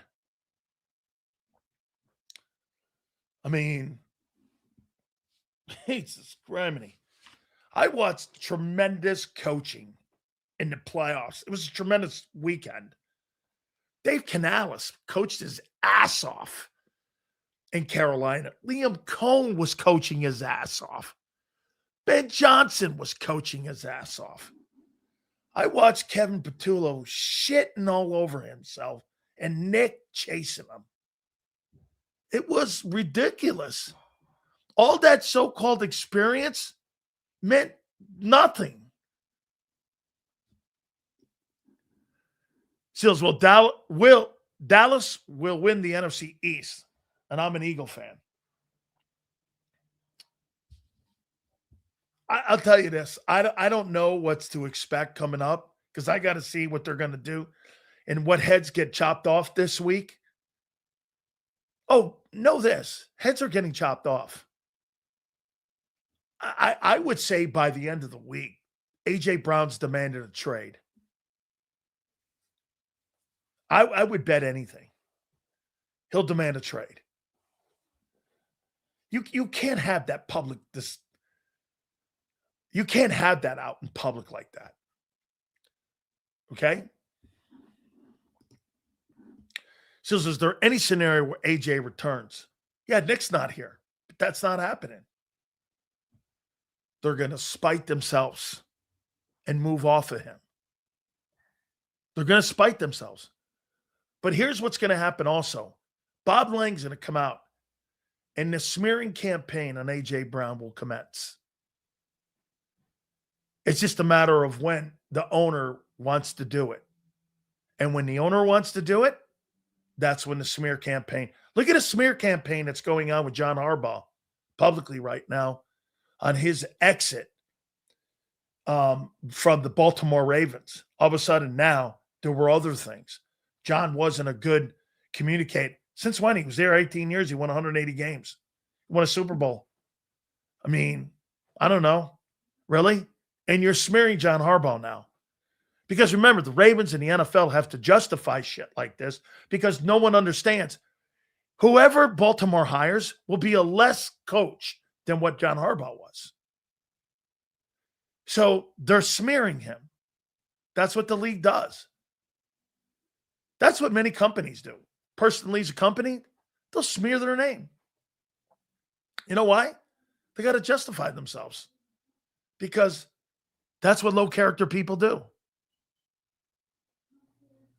Instead of thanking people on the way out the door, they want flesh. Nobody wants to just say, thanks for the opportunity. I'll see you. Good luck to you. People want flesh and bone, especially in Philly. I mean, A.J. Brown will be a villain by Friday. He's already a villain now. And you guys, for the craziest things, think getting rid of him is going to make you better? Like I said, that sideline fiasco. Nick's not wrong because the effort sucked on the play. I agree. But you sent your player into a tank the rest of the game. He checked out on you. There's a time and place. You get the guy by himself, go, the fuck you doing? You're A.J. Brown. Act like it. You don't alienate him. Then you get in the press conference, go, we're good. Well, it didn't look good. You bitched and screamed at him on the sidelines, and he dropped 4 passes. That's not going to fucking win foot. That's not winning football. That's not winning football. And it looks like panic on the sidelines to the rest of your team. Then you have to have, what, your private bouncer go over and separate you? What is that? Like a bar fight? I thought you had the experience. You sure didn't look it. That was unbecoming of the defending champion. Like I said, Nick's not wrong to blow a gasket. I thought it was shitty effort. But someone's got to be the adult. Someone's got to be the leader. That was a lack of leader on both sides. Well, that's what you got. Player checks out after that. Congratulations. You bitched at him, and you know he's a fragile dude anyway, and he's a diva. Nick Sirianni's running down the fucking sidelines, and he's screaming at AJ. Someone's got to be the adult in the room. Dude, I mean, Nick Sirianni, he's the problem. There's 2 things. You're either going to change the quarterback if you don't like the style of play, which you can't because you got to know trade, or you're going to change the coach. So you hire a coordinator who's a buddy. Before I bring Angelo on, I want to read this thing here to show you how I said from the beginning, and Angelo actually called him Bobo. Listen to this. Kevin Patulo, offensive assistant in quality control. You know what that is? That's a gopher job. Buffalo, quality control coach. That's a gopher job. Offensive assistant and assistant wide receiver coach. These are ass kisser jobs. Passing game specialist. What is that? That's an ass kisser job. Pass game coordinator in Philly. That's an ass kisser job. Where's his position coaching jobs? This guy's had 1 in 13 years. And you gave the job to Jalen Hurts and said, go out there and throw in triple coverage at the end of the ball game. And you got beat by a trash can team. The 49ers, Brock Purdy was throwing the trash cans. That was the worst defense in the playoffs. You know, I couldn't wait because I've taken so much shit from people this year. And everything we said, almost except that I thought the Commanders would win the East, turned out to be true. And guess what? If you go to AngeloCataldi.com, hey, maybe we ain't a dying breed. Let's bring in our friend here, the legend himself from WIP, Angelo Cataldi. Visa. Angelo, I think this little pause here kind of says it all, doesn't it? Well, I feel like I redeemed myself after predicted 5 wins in a Super Bowl season. People are going, how the hell did that guy last 33 years? Well, this Patulo hire, if you couldn't see that this was going to go crash right into the wall, Dan, then you don't understand. You don't. This applies to everyone, not just football people. Don't hire your buddy because you're not hiring him because he's the best candidate. You're hiring him because he's comfortable to be with. And this Patulo had the best analogy. I have a Rolls Royce. Let me get a student driver to be my chauffeur. That's what you're talking about. But to anybody that tells you that Patulo didn't destroy this football season doesn't understand the game at all. Because even an idiot like me could see it. Even a moron who predicted 5 wins in a season where they won the Super Bowl could see that hiring another one of Sirianni's Bobos was not going to bring you success. Well, guess what? You saw it now, jackass. What are you going to do about it? I mean, my goodness. How did they give the power to Sirianni to do this when they didn't give it to Doug Peterson? Can you explain that to me? No. What kind of ass kissing did Sirianni do that they went, you know what? He got Brian Johnson wrong a couple of years ago and he made him the offensive coordinator, but he'll get this one right. Well, I'm with you. To me, Sirianni is the real problem here. Sirianni's record is bogus. Totally freaking bogus. If you lose a game yesterday to a team that has lost most of their talent, they're all on the sideline. They even lost George. What's his name there? They lost Kittle with 40 minutes left in the game. I mean, you can't win that game. And Dan, the whole season, the culmination of a season of utter frustration simply came down to a meeting before 4th down, right near the sideline. You got Patulo, you got Sirianni, you got Hurts. And I'm watching this like a hawk because you are seeing exactly what is going on internally. And the one guy talking is Patulo. You got a head coach who's won a Super Bowl, and he's letting this horse's ass, who hasn't got a play call right all year, make the call on the final play. I swear to God, Dan, that second I yelled out, "We're cooked. We're screwed." Patulo's called to play. And even Hurts was like, "Yeah, all right, we'll do this. It's not going to work. We'll do it. Send 4 guys out. Don't even cross patterns. Do nothing to deceive anyone and throw it into triple coverage. That might work. That's a good plan."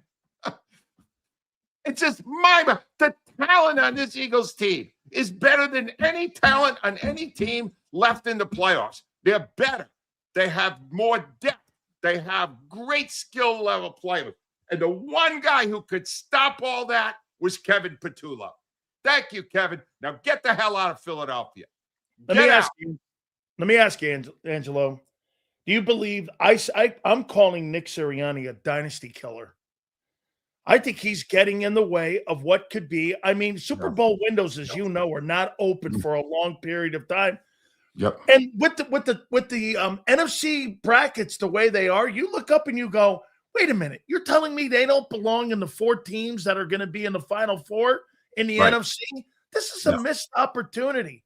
Yes. How do you think the owner and the GM are going to absorb this? That's the question. If I'm Howie Roseman and I put that team together and I saw what they did to that offense, first of all, I wouldn't have sat there all year without ordering something to change. They tried that 2 years ago. It didn't work. But I would have gone, clearly this guy doesn't know what he's doing. Clearly. We got to do something here. We can't just throw away a season with all this talent. How much money they're paying $200 million on offense. Yes. And we took it all away just by putting somebody in there who doesn't know how to do their job. So I would say that Howie Roseman resents what happened deeply. And I think you will see this by them once again. They're not going to fire Sirianni, although that'd be fine with me. But you're going to find once again the Eagles go to a veteran, experienced offensive coordinator with the track record of success. They're going to go. And when you see that happen, you'll realize that once again, Sirianni does not have the power, that he's lost the power again, which is the only thing that will work anyway, because the minute you give him any power, he blows it. But Angelo, hasn't the last 3 years exposed him in a way? 23, no problem solving. Last year, they got an experienced guy. This year, they didn't have an experienced guy. Doesn't that expose the record that yes. He's at the behest of what the coordinators that's brought in. He's not making decisions that's going to make the team and the offense better. You see right. that now, right? Yes. 100%, to the extent that on the final play of the season with everything on the line, Sirianni didn't call the play. Patulo did. You saw it. It was right there in front of you. I saw it. I couldn't believe it. There's no misinterpretation. Patulo told him what to run. There's a slight nod by Sirianni, and then Hurts goes, oh, here we go. I know where this is going. And they did it. And it was like, well, Hurts is not blameless. Don't get me wrong. Hurts needed to control his own fate more than he did. But he got sick of it because he realized this guy had no idea what he was doing. They didn't scheme anything all year, Dan. They got no one open all year. A.J. Brown can't get open anymore. You never schemed to get him open. You don't know. The guy running your offense has no idea how to run an offense. You can't see that. You needed 17 games, and then you needed another one, 18. You needed the playoff game against the team missing most of their best players, and now you go, well, maybe he isn't the answer. It took long enough. It's laughable what happened here. Laughable and sad in a way here. Let me ask you this here. Okay, let me go here with AJ. Angelo, you've been in Philadelphia way too long to not know that you know what's going to happen. Yeah. We're going to have sacrificial media lambs that are going to be put out there for people to flog, and those are going to be A.J. Brown. And I'm not saying Kevin Patulo, because at the end of the day, the guy was not qualified to be the guy to take that job, but he's going to be easy to put up there on the firing squad here. So in your opinion, A.J. Brown, how does that make them better, getting rid of A.J. Brown? And just because those two guys can't get along, would you make it that whole scene with him running down there, getting in his face? And then what do you make of the fact that they're probably going to be a public like outlash against these two people? Patulo's gone. Brown's gone. They're both gone. All right. What happened with Sirianni and Brown? Brown's a pain in the ass. I'm not here to tell you it would not be torture to have to deal with that egomaniac every day. But if you're a coach whose one main attribute is creating a culture of happy players working together, and you initiate a dispute with your star receiver because he claims you want to get him off the field. Who the hell knows? He never tells you the truth anyway. I mean, what does that say about your managing of the personalities that you had to have a public situation develop during the most important game of the season? So there is no box that Sirianni checks for me, Dan. You understand? I don't think he's a good X's and O's coach. I don't think he's any good in the locker room. And he's the worst I've ever seen at news conferences. Oh, my God. Oh, it starts with me. Every time they lose a game, we're going to have to study every aspect of it, and it starts with me. Well, how many times did you do that and have no answers? How many times did you tell us, we know there's something wrong with the offense, but we're going to fix it, and then couldn't do it? Couldn't do it 3 years ago. Couldn't do it this year. Did do it in the middle because you had Kellen Moore, a guy who knew what he was doing. The fact is, you're right. Patulo's gone. Brown's gone. They'll bring in some other talented receiver, but he won't be as good as Brown was. Lane will be gone too. Yeah, possibly. Yeah. Change happens after you lose. But the problem is, this team right now that just finished the season, that's a Super Bowl winning team again. Talent-wise, that can win another Super Bowl. And you'll not see that because of the coaching. Period. Anybody tells you anything else, they don't know what the hell they're talking about. You know what, Angelo, what you just said's fact? I just saw a guy like Kyle Shanahan with trash cans. And Robert Saleh, you don't have Nick Bosa. You don't have Fred Warner. You don't have Hufanga back there playing in the secondary.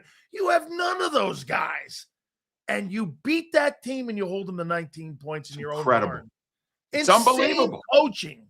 And you said it. That defense, even when healthy, is not good.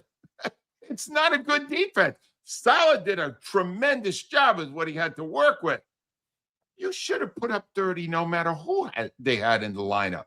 And you couldn't do that in your home park. You couldn't do it at the Link. It's just, Dan, this is the hire of Patulo, in my experience, 40 years at Philly. That's the worst individual hire any team ever made, because they put in his hands the talent of a champion and he destroyed it. That's the worst hire I've ever seen. And the loss yesterday, top 10 in the last 40 years, because it should not happen. It should not have happened. Wow. There was no reason for that to happen. And I'll tell you something else, Dan. It was stupid the week before to rest those players, because you could have played the Packers. Well, you might have blown that one too. Who knows? Anything's after what I saw yesterday. I'm not sure who the hell they beat. Maybe the Jets. I beat somebody. Well, they're home with the Jets now, so I mean, they get to watch. But no, it's just the whole thing was just a boondoggle. It exposed Sirianni for the ineptitude that he has brought to that position for 5 years, and has somehow wriggled off the hook a couple of times and gotten to the Super Bowl. But a better coach would have won more than one of these for sure. How about this? How much damage has the organization by allowing him to bring in incompetent OCs? How much damage has he done to the development of Jalen Hurts to where you see him right now as a player? That's the biggest story of all, because that's the guy, that's your quarterback. That's the guy you've invested the most money in. And what I saw a lot of this season, and even yesterday, was a guy whose spirit was depleted, whose confidence was shot, who had no answers. When he would release the ball quickly, there was no scheme, so the guys were covered. So he's throwing into coverage. When he's running outside the pocket, looking for a place to run, most of the time he's having to just throw it out of bounds. He's so much of a better player than what we saw this year. So much of a better player. But so is A.J. Brown. A.J. Brown's a much better player. Most of the line underperformed this year, what they are capable of doing, right? A lot of that was also coaching. I'm telling you, Fred Johnson yesterday, who had played pretty well replacing Lane Johnson, yesterday, he was a human turnstile. He could block no one. The wind did more blocking than he did yesterday. All right. That's how terrible Fred Johnson was yesterday. No, there's going to be changes in the wind, but the fact of the matter is, Dan, this is a Super Bowl they just flushed. They should have won it. When I go back and I zero in on one thing here, Angelo, that you go into the 2026 season, do you go in thinking that Nick Sirianni, in any way whatsoever, do you think that you go in there looking like this? Is he a product of the environment that we created, or is this guy a caboose? He's a caboose, right? And what I'd love to say to you, and I think it may be true, I hope it's true, is that he's coaching for his job again next year, the way he was last year. But again, if they bring in a really good coordinator, the way they did with Kellen Moore, and you got Fangio, and you got the new coordinator, you could possibly Nick-proof the team. They Nick-proofed the team in 2024. That's how they won. Nick had no say on either side of the ball, and they were good. Once you give Nick any power, you lose your ability to win, because he doesn't know anything. He is absolutely the biggest fraud this city has ever had as a coach. He can't do the job, and he's won a Super Bowl and has a brilliant record. Watch the games. You'll see what I see. I see it too, and I agree with you 100%. By the way, do you think the OC job is a good job? Yes. Oh, God, yes. I mean, well, I don't know if they're going to have Brown, so that's going to be a problem. I'm going to assume. Yeah, but if Nick is in the way, Angelo. Nick is If in the Nick way, but gets Nick, in the way, Nick, hold on. But Nick was not Nick. If maybe Nick needed a little wake-up call, maybe Nick started to think he was smart, right? Because Nick now has to know that not only did he have no answers to fix that offense the same way he didn't 2 years ago, but also he's got to understand that he works most effectively when there are other people running the units. And he's got to see that by now. So I'm going to think he'll get the hell out of the way he did last year. He got out of the way, and they won a Super Bowl. All he has to do to keep his job is get the hell out of the way and let Howie Roseman's roster win for him. That's all he's got to do. That roster's the best one in the NFL. Angelo, here I want to lay out to you, and you tell me if you see it the same way or maybe differently on that exchange on the sidelines. I'm not saying that A.J. Brown didn't make a call in that and not stretch out and maybe give you a little more effort. I'm okay with that, and I'm all right with that premise. But do you think that's the place on the sidelines for you to run down there in front of 30 million people, get in that guy's face down there on the sideline, and then look what you did to the player, the rest? By the way, we know he's a diva. We know these guys are that guy. Then he turns around and has 4 drops. I'm not letting him off the hook in any way whatsoever because he played poorly. But someone's got to be the adult. I've never seen a head coach, Angelo, that has a bouncer on the sidelines in Big Dom that has to keep the guy controlled because of his energy. Yeah, he absolutely needs it.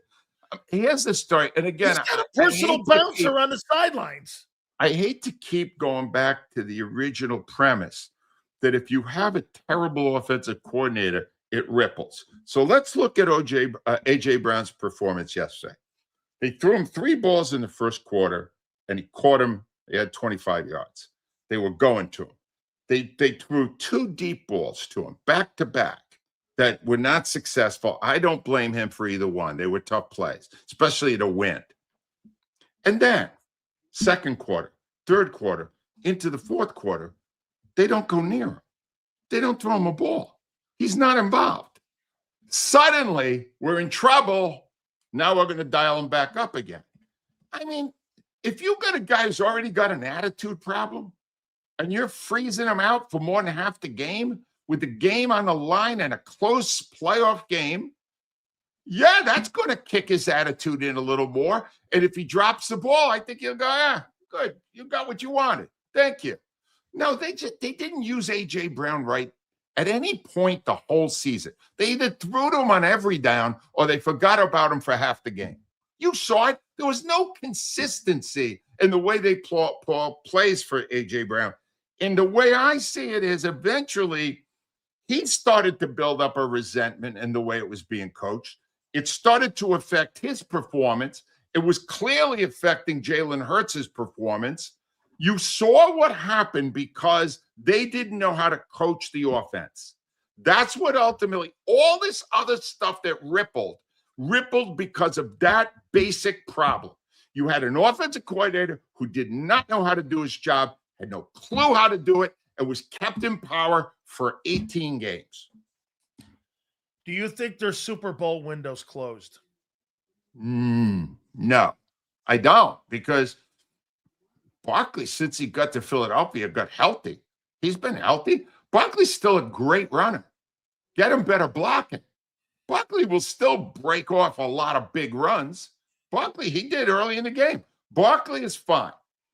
Devontae Smith, pound for pound, phenomenal. Love him. I don't know why they wanted to get rid of Goddard, and then suddenly he was their go-to guy in desperation. I would not get rid of Goddard either. I know he's contracted. So, yeah, good. Try to find somebody to replace him. Calcaterra, good luck with that. All right? So if they maintain what they have, I'm going to assume that the middle of the line, the Dickinson and Cam Jurgens, all those guys, they're going to have better years. They got banged up bad this year. They were probably partying a little too much after they won it last year. Their commitment will return. Mailata's fine. Lane Johnson, maybe one more year. He's always hurt now. but Now, he's wait, still Angelo, great. are you thinking like you, or are you thinking like Lori that they're doing this? Oh, it was injuries. This is why the issue No, is no, no, no, no. okay.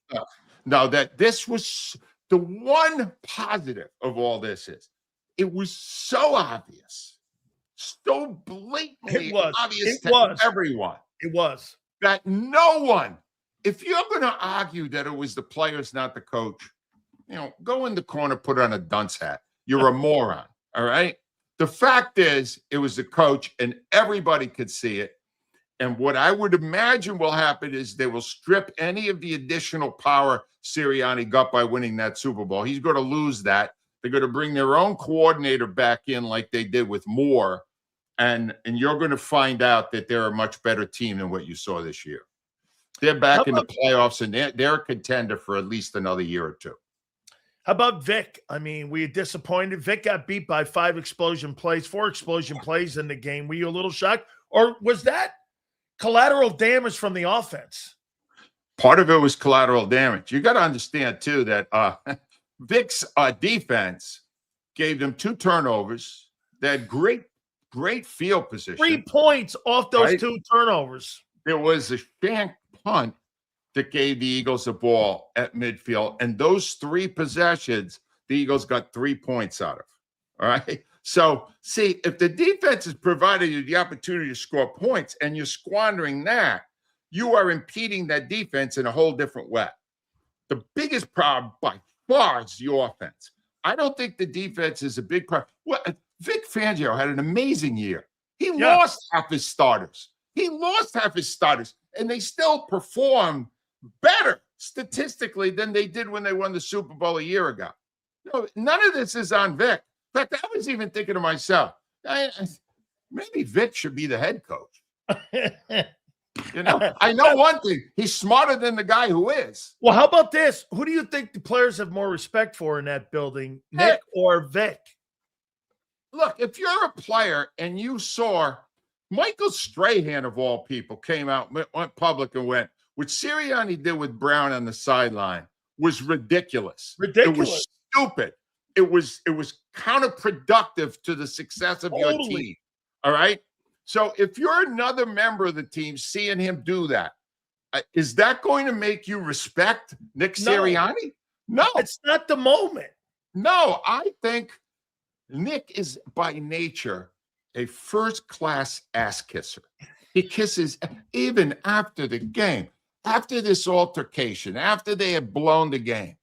Oh, AJ and I have a special relationship. I love him and he loves me. Yeah, I have a weird way of showing it, right? And I'm going, I'm going to tell you what, you'll see how close that relationship when they send AJ packing, like within the next couple of months. I want to go back to the Ottsman, and I want to ask you now. I mean, are we going to go on a cruise? Are we going to go buy another yacht? And are we going to contemplate in what he's going to do? Would he make any drastic changes at all? Like anything? Look, to me, Angelo, getting rid of Patulo, that's low-hanging fruit. Moving AJ, that's a scapegoat stuff. What's going to change? Nick, if you're going to change the offense, don't you think the coach has to go? Nah, they won't do that because they didn't have to do it when they won the Super Bowl 2 years ago. So they're status quo then, right? No, but let me the Yachtsman. Here's the thing with Jeff Lurie, right? Jeff Lurie at this point is in his 70s now, right? He doesn't have. I'm in my 70s. You can hear the clock ticking when you're in your 70s, all right? And he's probably going, I'd like to get one more of these at least. I'm gonna change stuff up some. You're gonna see some. The one guy who's safe is Roseman, because Roseman is doing his job really well. All right, not as well last year because he was worried about sentiment. I wonder how he feels about not keeping the best players from the year before now. Probably not the same. Look at Milton Williams, what he did last night. Yeah, exactly. There's a whole bunch of them out. Josh Sweat had a really good year too. He did. bottom line is Kenny Gainwell had a great year in Pittsburgh. Yes, he did. He really did. And I'd say this again, DeAndre Swift, I love him. I just think he's a hell of a player. A lot of good players. These are all guys. He had a great year in Chicago, and they're in the divisional round. Well, you can't keep them all in the free agent world. But Howie knows a player now when he sees one. Howie has a great judge of talent. Howie's going to be fine.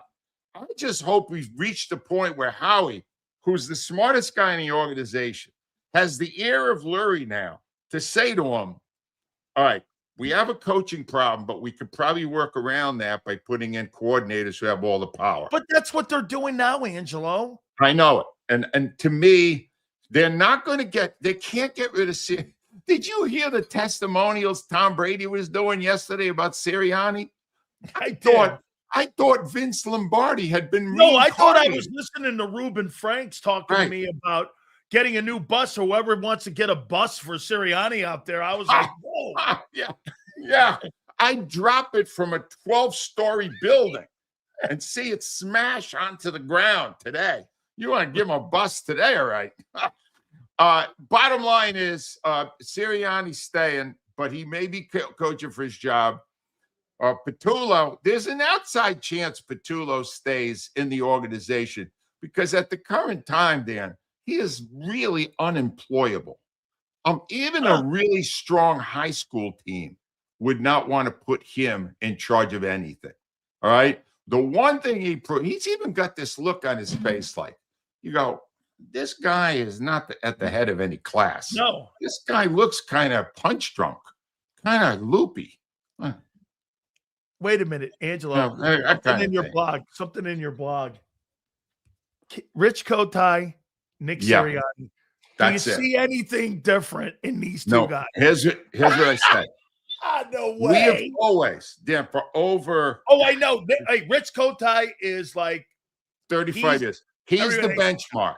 Yes. Both here and in New York. The dumbest guy who ever coached the team. That honor has now been handed to Kevin Patulo. In the future, it's like we use a reference point for quarterbacks. So whenever we want to talk about a quarterback who got hyped and gave us nothing, we reference Bobby Hoying. All right? Yeah. Well, Kevin Patulo now is the punchline for all jokes about stupid Philadelphia coaches or managers. Well, yeah, but he's not Kevin Patulo. We're at that point in Philadelphia. Oh, right? My God. He is. Rich Kotite, wherever he is, can rest easy now because the new poster board for stupidity in the coaching ranks is Kevin Patulo. Last one here for you, Angelo. Do you believe that they'll be back in contention this coming year, or do you think they're going to go through a little bumps and bruises? No, because the minute they put a guy who's competent in charge of that offense, you're going to go, holy Christ, how bad was Patulo? Look at this. Saquon just ripped off another 180 yards in this game. Where the hell was this last year? The question everybody will ask next year is, where was this last season? Where was it? And it was in the brain of Patulo. He did what no defensive coordinator has been able to do since Hurts got here. He found a way to shut that offense down cold. That's how bad he is. Oh, man. What a Bobo. Bobo Patulo. Angelo, I reached for a glass of Brioche last night when I was watching that thing. I was like, hey, tell me the truth. As soon as the clock ticked, or no, that the fourth down, you went like this. Unbelievable. Unbelievable. Tell me you didn't go like unbelievable. I wasn't. It's funny. Normally I get like ticked off. All I could do is chuckle because I went back to the meeting and I went, these three football people got together and went, you know what? It's our last play. Let's let Patulo call it again. That'll work. It hasn't worked all year. That'll work. So I had to laugh and I had to go, what a shock. It didn't work. Throwing into triple coverage was not a successful way to end the season. Who knew? Angelo, make sure you guys go to angelocataldi.com. By the way, Rhea Hughes, She watches the program, man. Thank you very much for connecting me with her because she's been taking I think she's been taking a little bit of your and dropping it on the air there at IP because those dorks, I'm hearing that they're going to have Jalen Hurts and Nick Sirianni and Kevin Patulo Appreciation Day this coming up week here. They so should, they should. But let me just say, whatever Aria's saying, I stole it from her. She didn't steal it from me. Angelo, thank you, my friend. See you, Danny. You got it. That is Angelo Cataldi. My hand's hot. Man. He's the new punchline in Philly. He's the Rich Kotite, you can put him to rest now.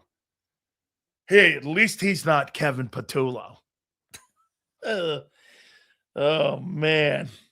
Good grief. Where are you going? Who are you bringing in? So everyone says players or coaches. What would the 49ers coaches do? I asked this question on the postgame show. You imagine Kyle Shanahan with that team? They'd never lose a game. They'd never lose a game. Hey, Sills, the season's over. Good luck with your content. Keep laughing. Thank you, man. Appreciate it. By the way, my season just began. Are you kidding me? This offseason's going to be even better than the regular season.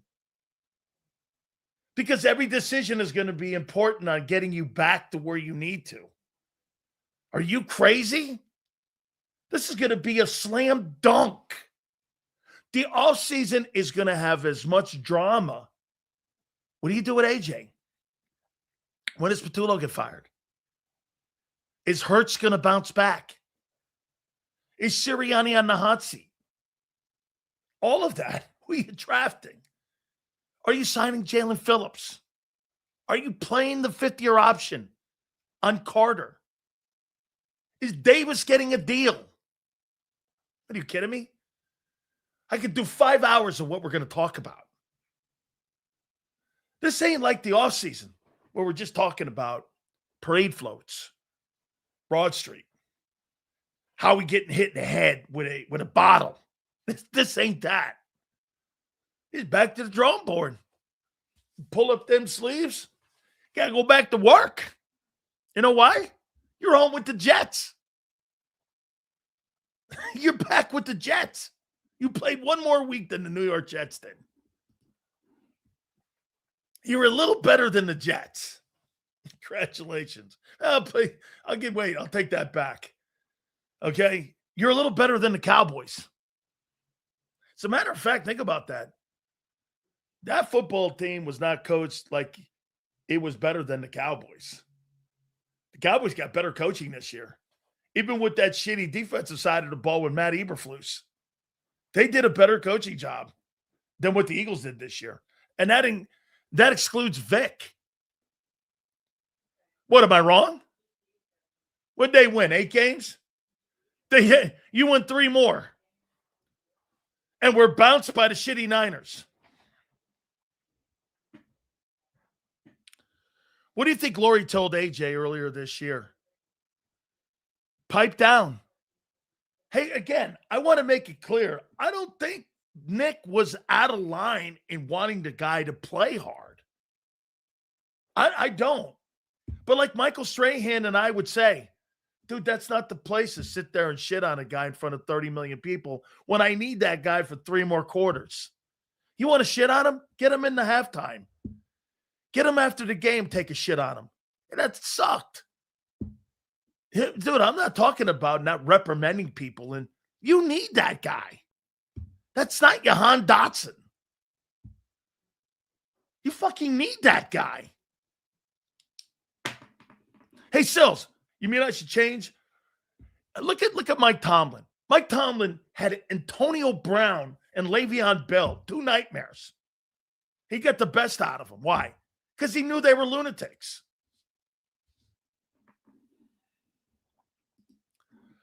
That's the Sills we know. Back on the Cowboys. What are you talking about? Don't pretend like you're good. You're average. Act like it. There you go, pretending you're better than you are. You're not. Once again, pretending. You're pretending again. You're hanging on your history the last 4 years, 5 years. That didn't mean dick. You were out-coached, out-schemed, and out-efforted on Sunday by the Niners, who were depleted. You know what that is? That was such a well-coached team. They had no right being on the field, but they beat you. How? Because you know what football is? As I've been telling you guys, this is not a 7-game series, dude. It's 60 minutes of football. Go out there and play your ass off. You got 60 minutes of your life. You don't have many of these ball games. You need to take every single minute of your life that you're on a football field and play it like it's your last, because it may be. I don't think there's enough of a sense of urgency in that building this year. Hey, we're not going to bring up we're defending champ. Dorky. When you're the king doesn't take his crown off. He keeps the crown on for everyone to know. Because if you want to be the king, you got to go through me. It's just another year. Yeah, okay. Why fight all that fight and not use that fight? They didn't use the fight. Man. You got ran over by a shitty 49er team. How's that even remotely possible? O-line was our biggest issue. Get this. Don't you Twiz. Agreed. The O-line was your biggest issue. The O-line in San Francisco was an issue. Receiving core was an issue. The front seven was an issue. Corners were an issue, and they won. Explain their issues. You're talking about your O-line and AJ. They had a roster of issues. Those coaches made it work. You know why? They believe in their players. Their players bought into them. They must have been telling them the whole week, that ain't the team you think it is of a year ago. That's not that team. Shit we were telling you. That's not that team.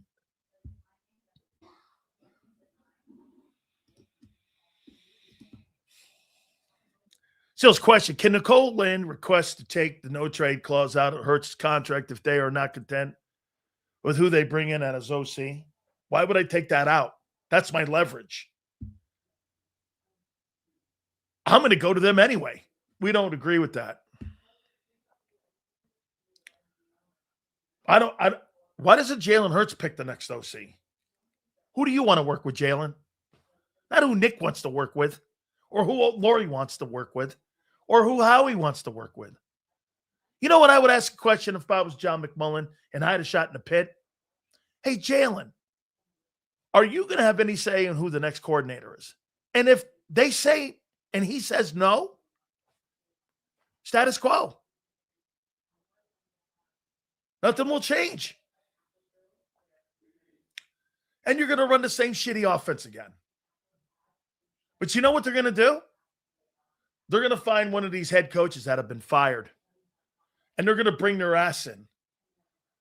And they're going to bring a coordinator in who's going to kind of clip Nick's wings a bit. And you're going to see contention.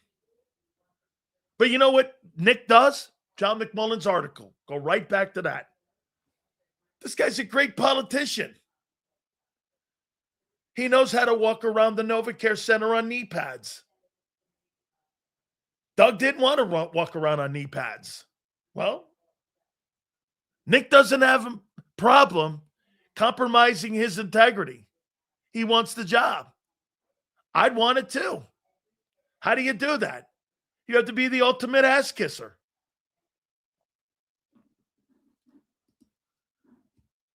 Hurts no trade. Can you buy it out? I don't know that. I can't say I know that. Okay? I can't say I know that. You probably can. I mean, why would Jalen want to leave? Dude, he was 11-7. He's been to 2 Super Bowls. You think Clutch Sports wants him to go where? The Jets? Why would he want to go to the Jets with nobody around him? The Jets.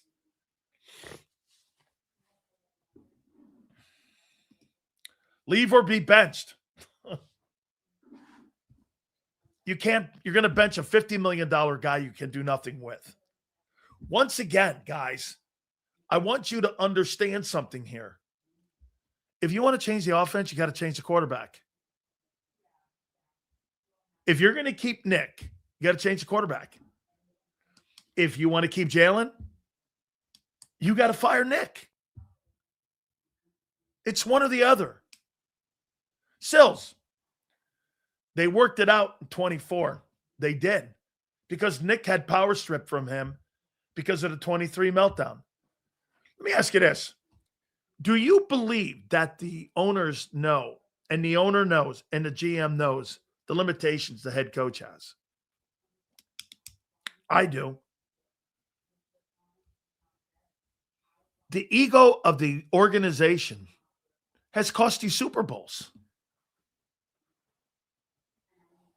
You know, Howie Roseman said something interesting a couple years ago. I'm a better guy at evaluating talent because I'm not leaving it up to coaches. Listen what I'm saying here, because a radio host in Philly will steal this. I want you to listen to what I'm going to say here. Howie Roseman became a better evaluator of talent after Jalen Reagor, right? He said, I'll never leave that up to coaches again. To pick a player, I'm going to make a final call. Howie, why would you leave it up to coaches to pick coordinators? Use the same philosophy. Howie, this is your roster. You should pick the guys you want to have coach your roster, not Nick. What would he know? This is Howie Roseman's roster, not Nick Sirianni's roster. If Nick picked these players, Nick should pick the coaches to coach them, should he not? If Howie picked these players, shouldn't Howie pick the next guy? That sounds to me like common sense. Howie's vision on draft day. Okay? Nick's going to come in and parachute in and hire somebody that he's comfortable with. Remember, they don't hire coordinators in Philly for Jalen. They hire coordinators in Philly for Nick. We see it.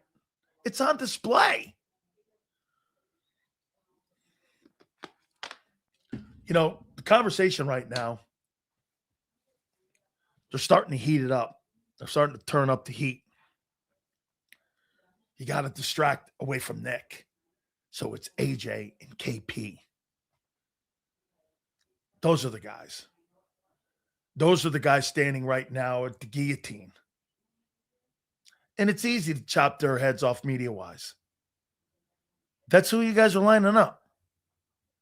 This is a bigger issue. It's the bullshit coach, or it's the limited quarterback. And if you want to go forward with the limited quarterback, coach him right. You did the same shit with Carson Wentz. This is Carson Wentz 2.0.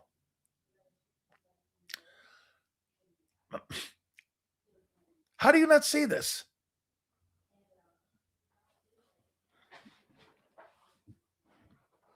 Do I think Howie's going to put a good roster together? Yes. Do I think Howie's going to put a good coordinator in the building in 25? Yes. 26. Yes, I do. I do.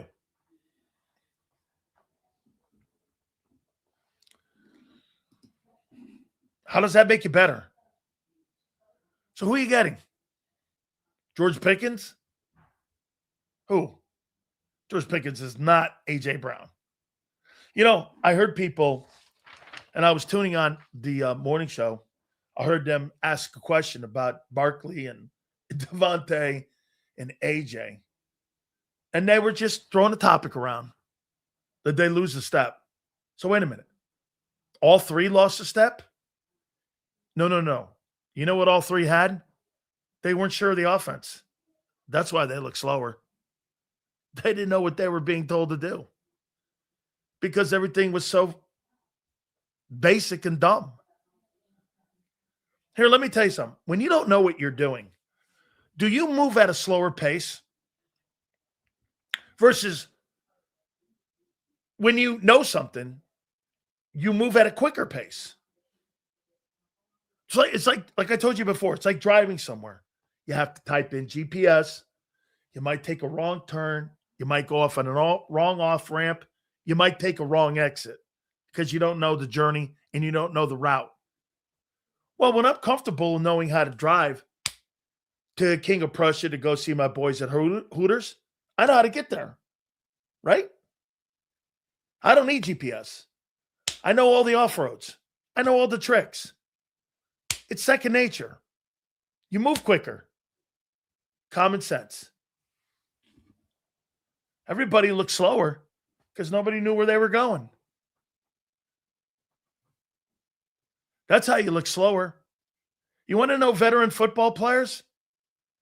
The reason why you love veterans, they know how to get to a point A to B. Young players don't. They're still figuring it out.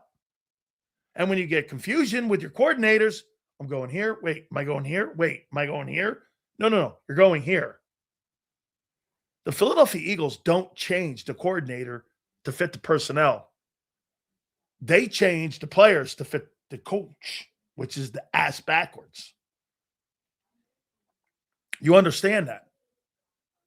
The players have to change to the coordinator and to the coordinator's game plan. Great coaches change themselves and the plan to fix the personnel. That's what Vic does on defense. Vic on defense puts people in positions.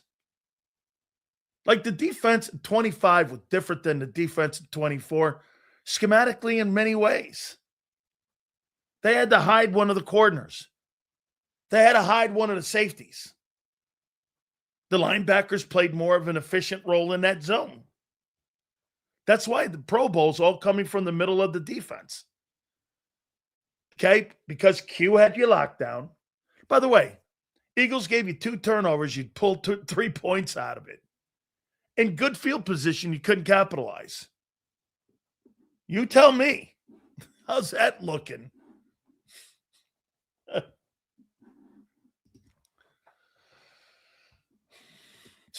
Man, this is just getting in your own way shit. This is like dumb. These are self-inflicted wounds. You take the personnel off the field from your Super Bowl team. You make all these signings. You were catching up. Howie Roseman rebuilt his own. He put out his own fire he started in the offseason. Okay? And then the offense was just limping through the entire season. Up and down. Inconsistent. It was just all over the place. Big Sills, we read this team just like you do. Laurie's so lost. His company is going down. If Vic is kept, why is Nick here? Is he Jesse Jackson or something? Listen, he's a perfect coach for Jeffrey Lurie.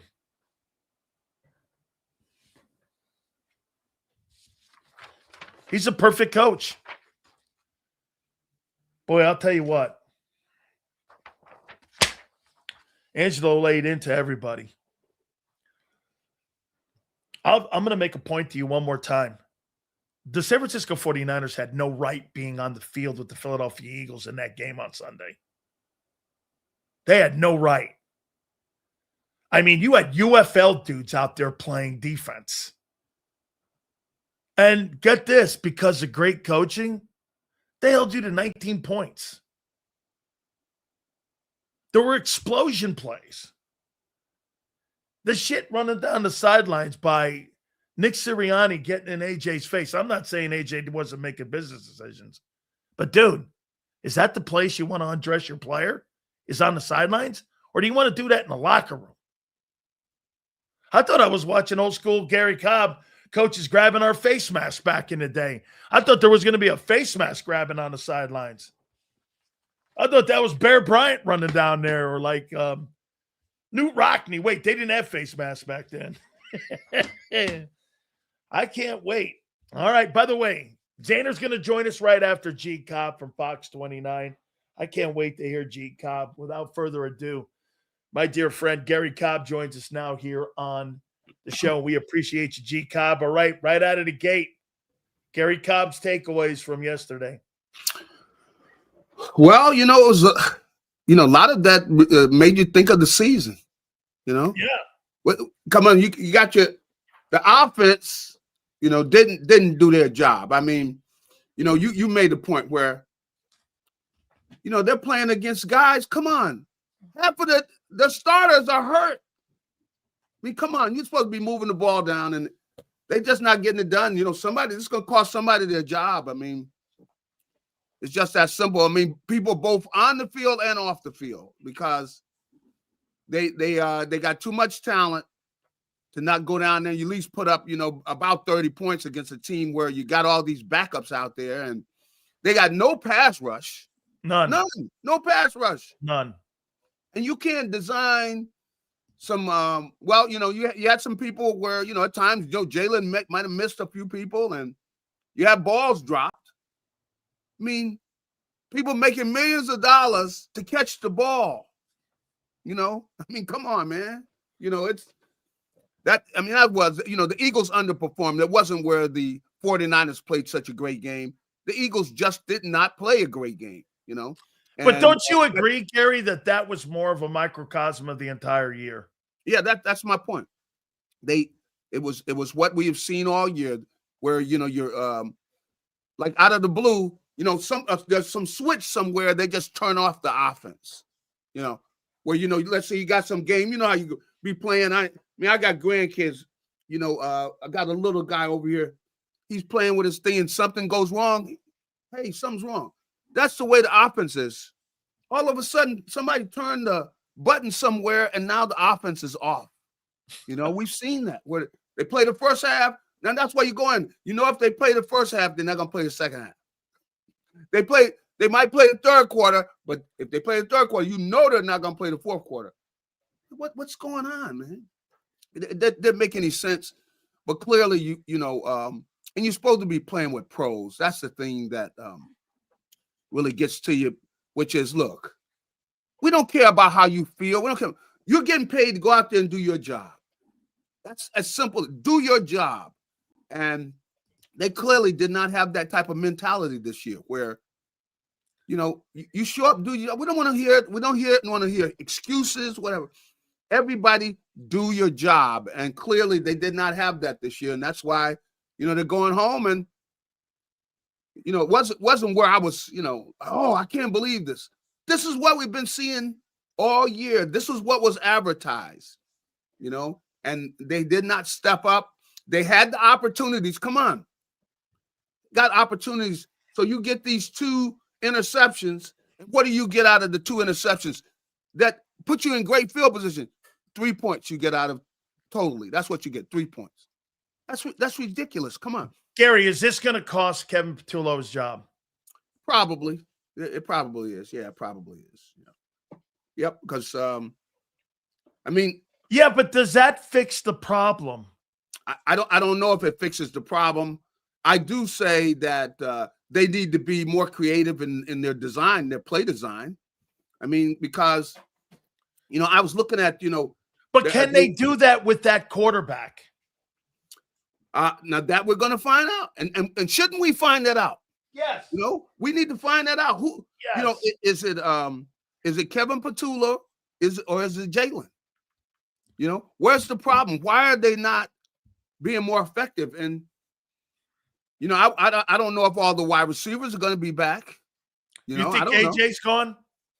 I could see where somebody could put something up where, maybe he will, maybe he won't. I don't know all of the factors working in, but that doesn't look good yesterday with the, with them with the arguing and stuff. Well, whatever. Nick was getting after him about something. And What did you make of that? Because Strahan ripped Sirianni for that on the sideline.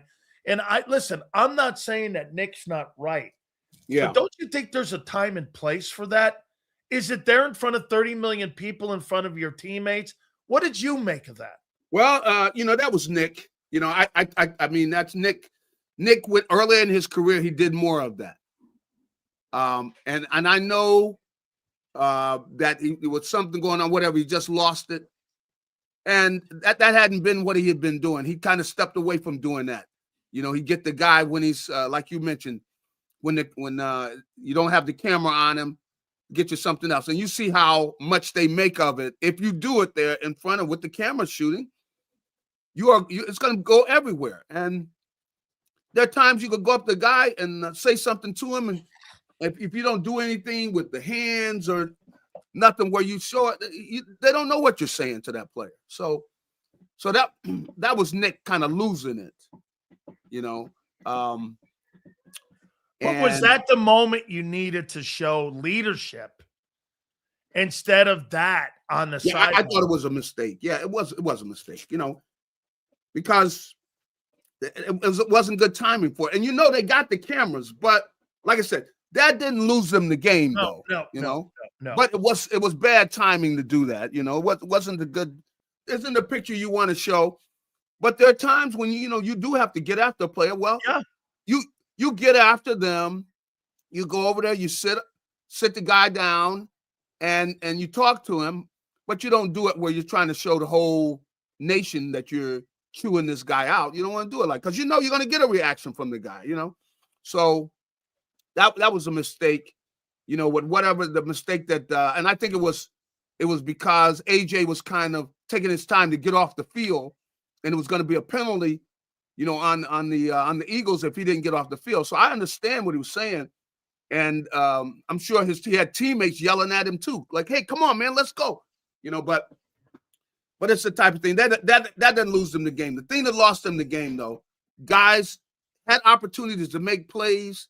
And you got to make plays. And, if you're making, big money, you're supposed to be one of the stars. When the lights get brighter, you're supposed to get brighter. I thought San Francisco was hungrier. Yeah, I mean, they knew the kind of game they were going to have to play to win. They played hard, man. And they did play hard. Their defense, come on. That defense, a lot of those guys, they got them off the streets. They were street walking linebackers. Come on, these guys were not even playing. Got them off the street, and they came in and they did the job. And I think the big part of it was that the Eagles didn't do their part. I mean, like I said, guys dropped balls different times. Jalen missed a few of them. How do you think he played, Jalen Hurts? I didn't think it was one of. I think he was, C+, B, because he put some balls there. Guys dropped the ball. So it wasn't all him. Yep. But, all of them are, they did not, you didn't give out any A's. That's the thing. You're not giving out any A's. And this is when the guys that are the stars of the team, this is when you're supposed to step up. And they didn't. What'd you make of 4 explosion plays, Gary, of plus 25 in the game? Usually, he doesn't do that. The defensive ends were a no-show. That's right. I thought the tackles played okay. The linebackers actually were a no-show in this ball game. Yeah. I thought Kyle Shanahan just absolutely pulled Vic Fangio's pants down in this ball game. And Gary, with Brock Purdy, McCaffrey, and another group of trash cans, they schooled them in this game. Couldn't you not see the difference in coaching? Yeah, well, like one thing I'll tell you this is, how could you not try to have the double team McCaffrey and someone, they're getting the ball to him, and so what does he do? He catches 2 touchdowns. Come on, they're going to him. The only guy they had left. Come on, man. And I was really surprised that they didn't do much. I mean, you're going to leave the linebacker on him by himself, rather than go, hey, look, we're going to double him if we double anybody. Come on, these receivers are nothing special. These guys, they got these guys off the street, So I thought that I thought he definitely did get the best of Vic, but the players are playing. But I'm surprised they didn't even make the adjustment though, because you got to double McCaffrey though. You got to. Come on. You see, they're always trying to get the ball to him. In fact, when I was looking at games of them, I'm going like, man, they try to get the ball to this guy. I'm looking at some of the earlier games. How could they throw the ball to him that much? And you're not doubling the guy? That's that wasn't good. So how much fallout is this going to fall on Nick? Now, listen, I'm not suggesting they're going to fire him because they're not. Obviously, they're not. However, I mean, the next play caller, did it not expose him, Gary? 2023, Brian Johnson didn't work out, how they looked at it. This year, this is not working out. These are supposedly Nick's guys. If you're Howie Roseman in the organization, do you allow him to pick the next coordinator for Jalen Hurts? I think that's something you do as a group. You're going to sit down. You want where everybody's happy with a guy because you want him to be happy with the. Should Jalen be part of the process? I think he should be. Yeah, I think you should talk to him about it. Not that you're going to go exactly the way he wants him to go, but you definitely want, to have somebody that's, somebody's got to be more creative. Goodness, you run the same boring offense, and they had to know what they're going to do. I mean, you run the same stop route. I mean, you're stopping the same spot you did throughout the whole season. You run the same route. I mean, come on, are you kidding me? You see how other teams, this is a big enough game where you're going to be putting things in for this game, for this particular team. You don't see the Eagles do that. They're running the same stuff they've been running the whole season. And with the season on the line, what is it? They run 4 stop routes. I mean, come on. Come on. So man. Jalen Hurts today in the locker room just said this. Yeah. That he was asked about Kevin Patulo coming back, and he said that's up to Howie. Yeah, it is. It's not, it's up to Howie, Wait a minute. That's up to Howie and Laurie. That's not up to Nick? I thought Patulo worked for Nick. Yeah, he does, but Howie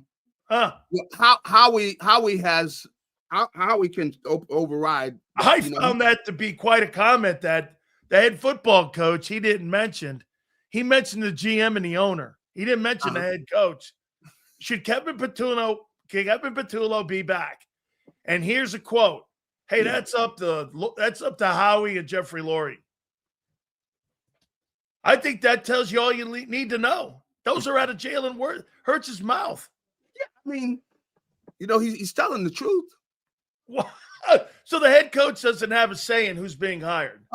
They will consult him, but ultimately it's Howie's the one is making the decision. Howie makes the football decisions. Like he's really making the player decisions. Like now when they get to the field and everything, that's when it's Nick. He's the one making all call. But Nick is not making all the decisions, even like with the coaching staff. But wait a minute, Gary. If they're picking the coordinator, then aren't Jeffrey Lurie and Howie picking style of play too? I think, but Nick has input in it as well. But ultimately they are the ones that are making the final decision. But they consult Nick on it, meaning he gets his say, and for the most part, they're going to just agree with him. But they would come in, I think, in a situation like this and go, hey, look, we got to get more out of this offense, and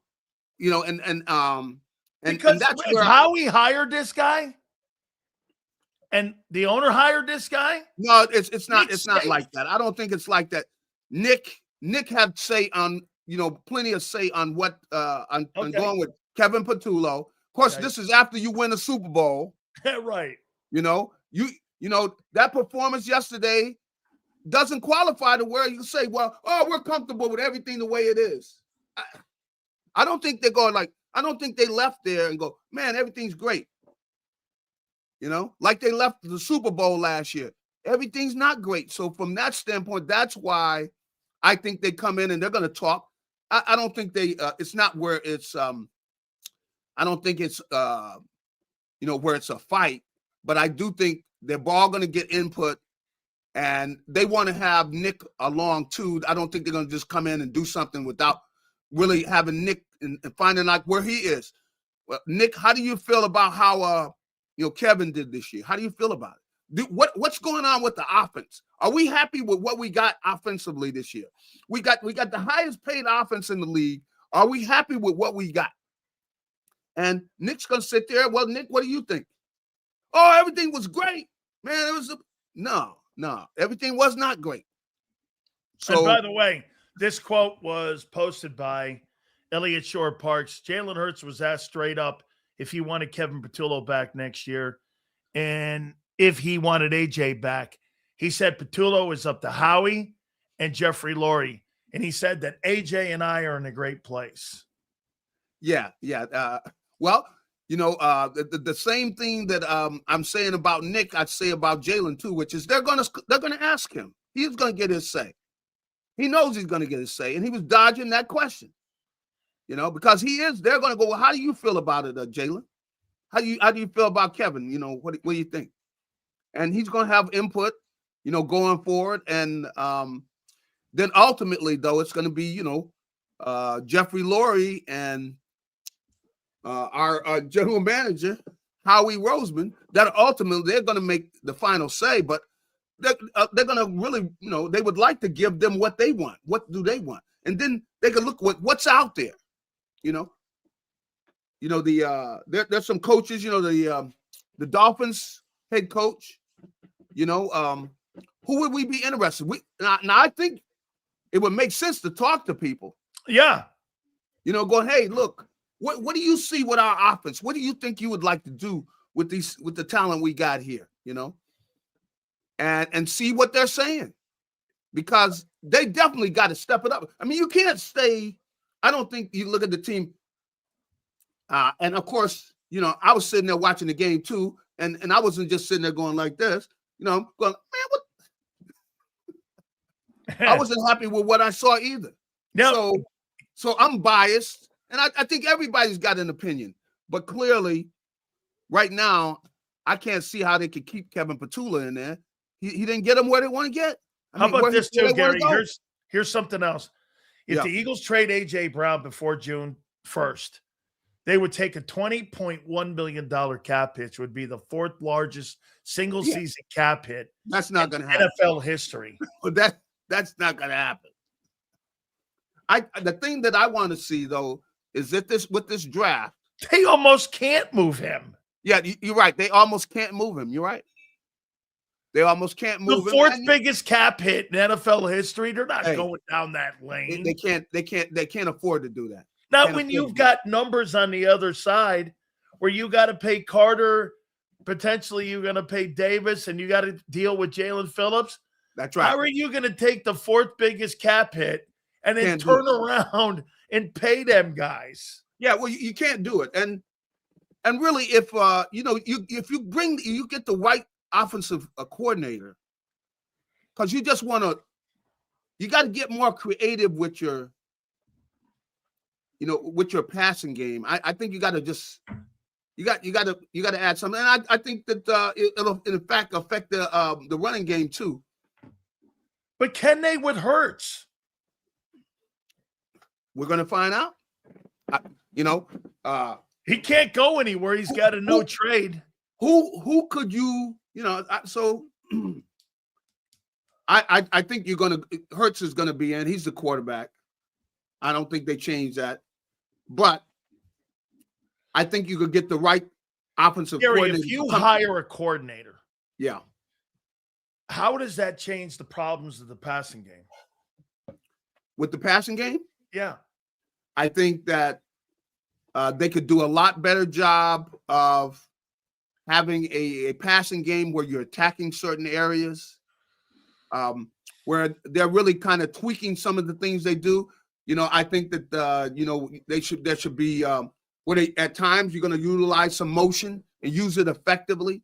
Where you're going to do some of the things that San Francisco was doing. I mean, here they got guys out there that are not even pro players, man. They're getting up. They were able to open it up so they can make some plays. So I think that they should consult and see what's out there, see what some of these guys say they can do with this group, because they got too much talent, though, to be where you scored 19 points in a playoff game. Come on. Hey, I got one for you here.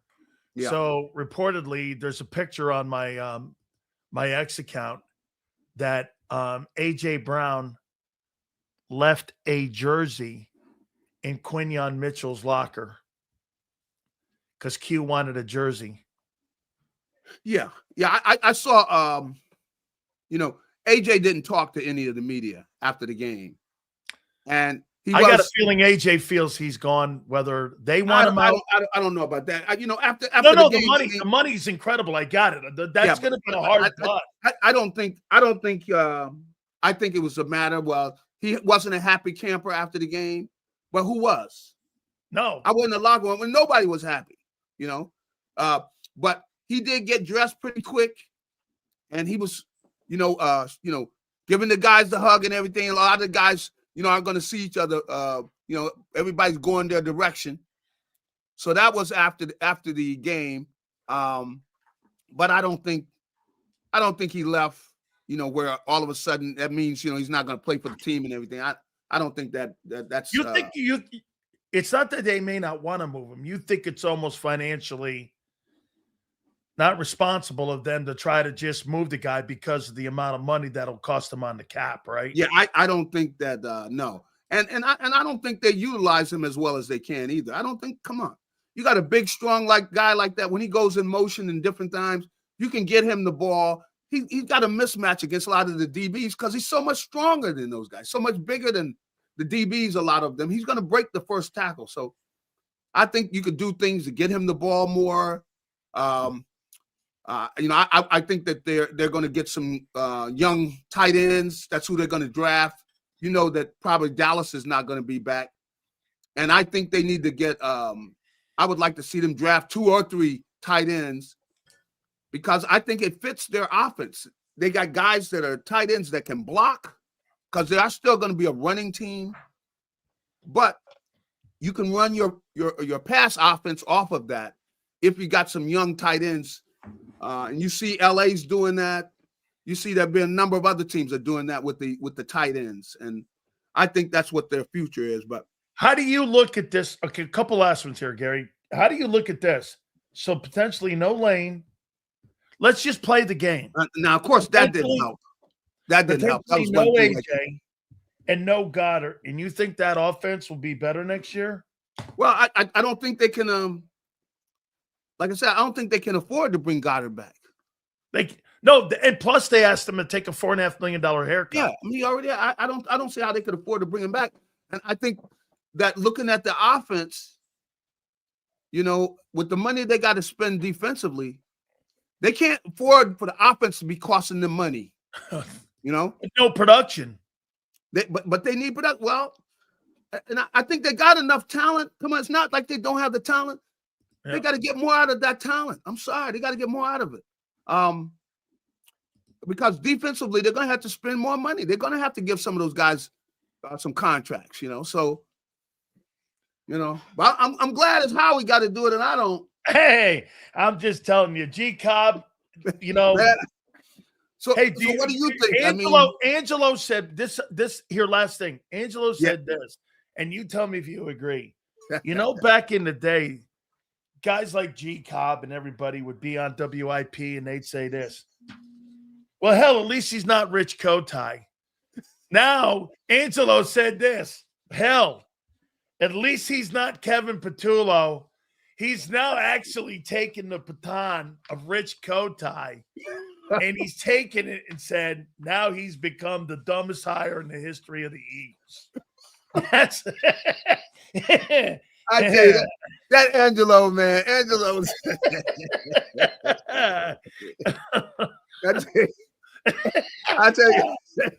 I tell you, Angelo comes in there. He comes in there with the needle, boy. You know you're in trouble, man. Hey, he's like this to me. He goes, at least he's not Kevin Patulo. And I'm like, you mean Rich Kota? He goes, no. He's taking that trophy from that guy. Like I said, I got to bring this up with JAKIB. I tell you, if Angelo were doing the whole show, boy, I know he had some fun with you, but because you know Angelo, boy, he could come in like. It's a wonder Angelo's not doing some funerals, you know, like they're going like, we need a couple. We need somebody to preach the funeral. Holy cow! He's sitting there at a morgue. He's sitting there like you and me know. He's sitting at La Sorenza's. And the guy walks into La Sorenza's, and it's Angelo at La Sorenza's, right? Hey, sit over here. Everyone hates the guy. Go ahead. I mean, boy, I know, boy. That was painful, though. But, you know, the big thing is it was not the first time we saw that this season. No, it was like you opened it up. It was a microcosm of the entire year. JAKIB, we will be catching up again because I guarantee you, do we not agree, JAKIB? Still, there's a lot of drama to be played out this week because, right? Yep. There's going to be a lot of fallout this week. Yep. And I think by the end of the week, man, there's going to be a lot of things said. We got to hear Howie. We got to hear Nick. And probably we may even hear the owner. So, I mean, plus the hirings. JAKIB will catch you down the road. Appreciate you, brother. Buddy. Hey, have a good one. You got it. Yeah, the funeral parlor where I'm from, it's called La Sorenza's. And my grandfather used to always say, you know, there was a delicatessen that was in Stanford. It was Buongiorno's, right? And my Uncle Sabby lived right across the street from La Sorenza's. And we used to have chairs. I don't know how we got the chairs from La Sorenza's. It's a funeral parlor. One day I'm sitting out there. I'm sitting on the patio with my grandfather and my Uncle Sabby. And La Sorenza's, this guy, I know somebody was being whatever. And so my grandfather's sitting there, goes, everybody ends up there, boy. And I looked over at my grandfather. He goes, every damn Sileo that's ever lived ends his ass up in there in La Sorenza's. You end up at Polici's and you end up at La Sorenza's. How you doing? Hey, they send you to the ground and then you go to Polici's. I don't know. That was always something in our family. Uncle Sonny, that's it. Yeah, not Uncle Sabby. Holy Maron. Excuse me. Uncle Sonny. Yeah. Be right at Uncle Sonny's place because this was my grandfather's parents' place. And yeah, La Sorenza's. Then we go to Polici's. How you doing? Oh, boy. What a show. What a show. How you doing? Some hard conversations, no? Some truth bugs and some truth bombs. Hey, candy coating anything here. You think you want to change style of play? Dump the quarterback. You want to change style of plays? You don't want to dump the quarterback? Dump the coach. It's one or the other. Because if you bring them both back, same old, what's that? The main thing's the main thing. And you're running it back the same shit. So Kevin Patulo will be the next guy up. He's like a bowling pin. When you become the offensive coordinator in Philly, you're a bowling pin. Okay?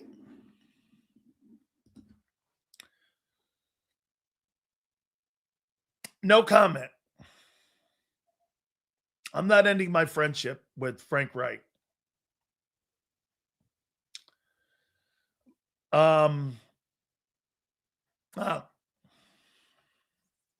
Nope. How about this? My silence should tell you. Okay? My silence should tell you what happened We know Frank is waiting for Nick to get fired to apply for that position. That's not what that is. That's not what that is. Frank, right, not want to be part of the shit show. I don't know. She says the OC of the Eagles either becomes a head coach or scapegoat. Yeah. If you like gambling, it's a perfect gig for you. You're either get elevated into being a head coach. Hey, wait a minute. Ask yourself something. Can you, I thought there was like messages coming out of the Eagle facility that Kevin Patulo was going to be interviewed for the head coaching job with the Giants. What happened to that? What happened to that? I guess that was a phony fake news story, wasn't it? That was fake news, right? That came out of the Eagle complex. That's Nick protecting his guy. Hey, Bob, put something out there to show that this guy's a good coordinator.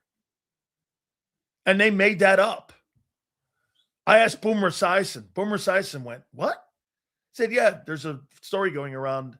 I think the Eagles put it out. He goes, the Eagles did. The Giants didn't put that out. The Giants have no interest in Kevin Patulo as a head coaching candidate. That was something that somebody in the Eagle organization sent to the NFL Network.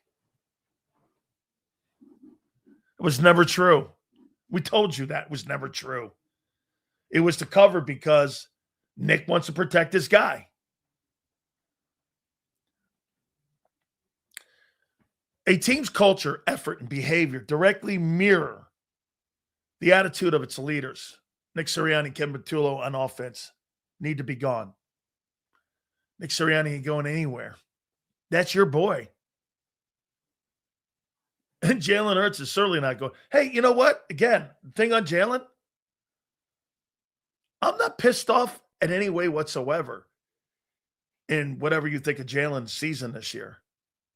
Okay? Jalen Hurts had so many guardrails put around him this year, it was almost impossible for him to overcome. Bad O-line. This is not excuses. This is facts. Bad O-line. An experienced play caller. Coming off a Super Bowl year. There's only been 9 teams in pro football history to repeat. Roster change. And also, too, you know what you had on your offense? What's the number one thing you had on your offense? Okay?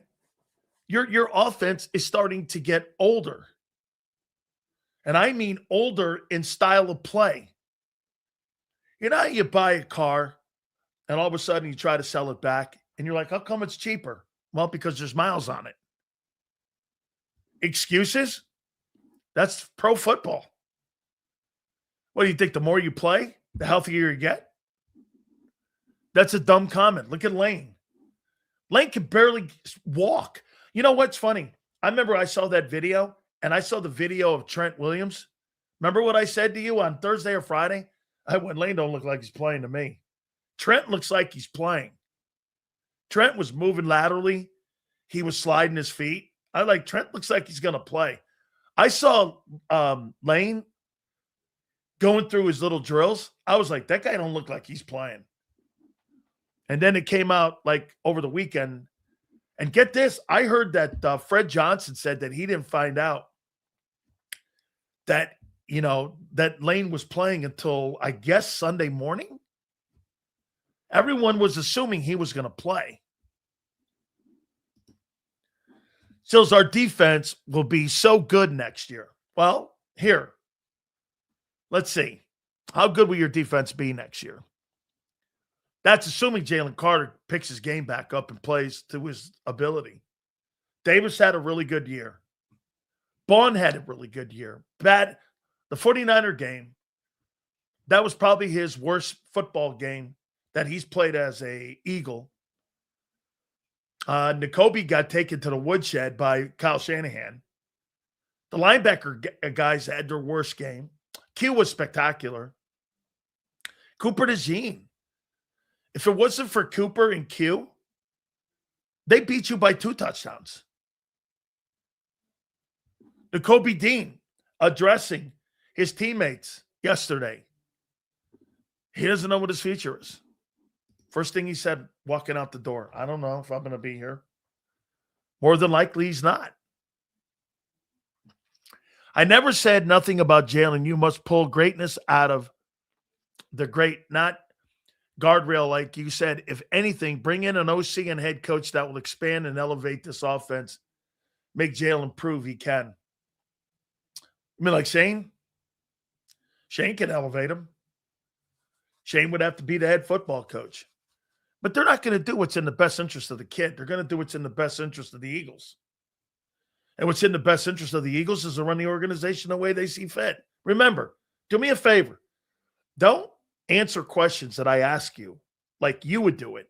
Answer questions like you know they're going to do it. Because they have a philosophy and they follow it.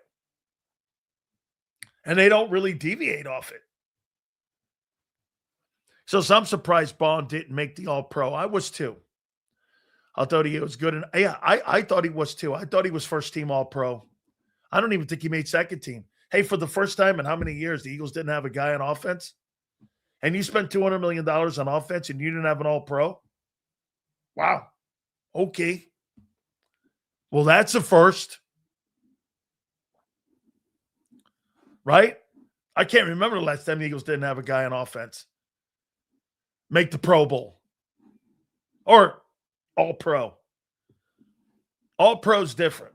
All-Pro's the best in the sport. Pro Bowl's great accomplishment. It's in your contract, all that. All-Pro, you're the best in the business. Every football player wants to be on the All-Pro team because it's big money in your contract and it's recognition on how your teammates around the league and your brotherhood sees you. That's why Q making it, I thought he'd make second team. I didn't think he'd make first team. I thought Cooper would make first team because he's just that good. I'm not sure what game it was, but we ran almost a spread offense, quick throws, worker seems like OC gets amnesia and panics. Did he have something in both the reading of the defenses? I'll say this. I think in the second half, I think there's too many roosters in the henhouse, man. I think you've got too much conversation going on with Nick and with Kevin Patulo or whoever the coordinator is. I think Nick gets in the way. I mean, if you do this, the head coach has autonomy, it seems. I don't ever remember okay, I don't ever remember Nick getting involved with Vic Fangio. Why does Nick feel he has to get involved with the play calling with Kevin? Because he's inexperienced? Well, shit, why'd you hire him? Get this. That would be like Xander hiring me, and all of a sudden, every segment, hey, you should talk about this. Hey, we should do this. Hey, we should do that. Hey, we should do this. Well, why don't you do the fucking show? If you're so good, why don't you do it? Too many Chiefs, not enough Indians is what the offense is. One of my favorite lines. Hey, Dan, as for the offensive coordinator job, do you think Skip Holtz should be considered? I love Skip. Good guy. We had him on here. He won 3 titles with the Birmingham Stallions in 22 and 24. Skip's got a pretty good offensive mind, but that doesn't seem to go down the lane of what they're looking for. They're not looking for older dudes. They're looking for younger guys that they can control on that side of the ball. If you notice, all the veteran guys that have coached in the league are on the defensive side of the ball. That's not who they want over there. That is totally not what they want. AJ can't go. Him and Smitty are the best wide receiver duo in Eagle history. You don't break that up when both are under contract at 28. Agreed. But you need a scapegoats. Alfredo, think like the Eagles. Someone's got to pay for this. Someone's going to jail. Someone's got to go to jail. Okay? Someone's going to pay for it. You can't justify, Jeffrey Lurie can't go into the offseason not holding someone accountable. It ain't going to be him. It ain't going to be Howie. It ain't going to be Nick. It's going to be somebody else. They're not going to be proven wrong. KP was the wrong hire. Well, who the fuck hired him? Who hired him? I think that's a pretty interesting quote there by Jalen Hurts. Is Kevin Patulo back? By the way, this is Elliot.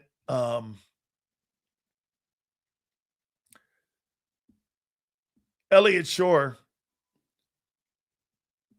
posted this. He's the one that said that Jalen Hurts today was asked, and Jalen Hurts was asked straight up if he wanted Kevin Patulo back next year and if he wanted AJ back. Said Kevin Patulo, it's up to Howie and Lurie. Said he and AJ are in a good place. Funny, I didn't hear the head coach's name being brought up. So the coordinator's decision is going to be between Howie and the owner. Classic. It's almost like Nick Sirianni has no accountability. Way to get the guy off the hook. Okay? I didn't say it, dude. Your quarterback did.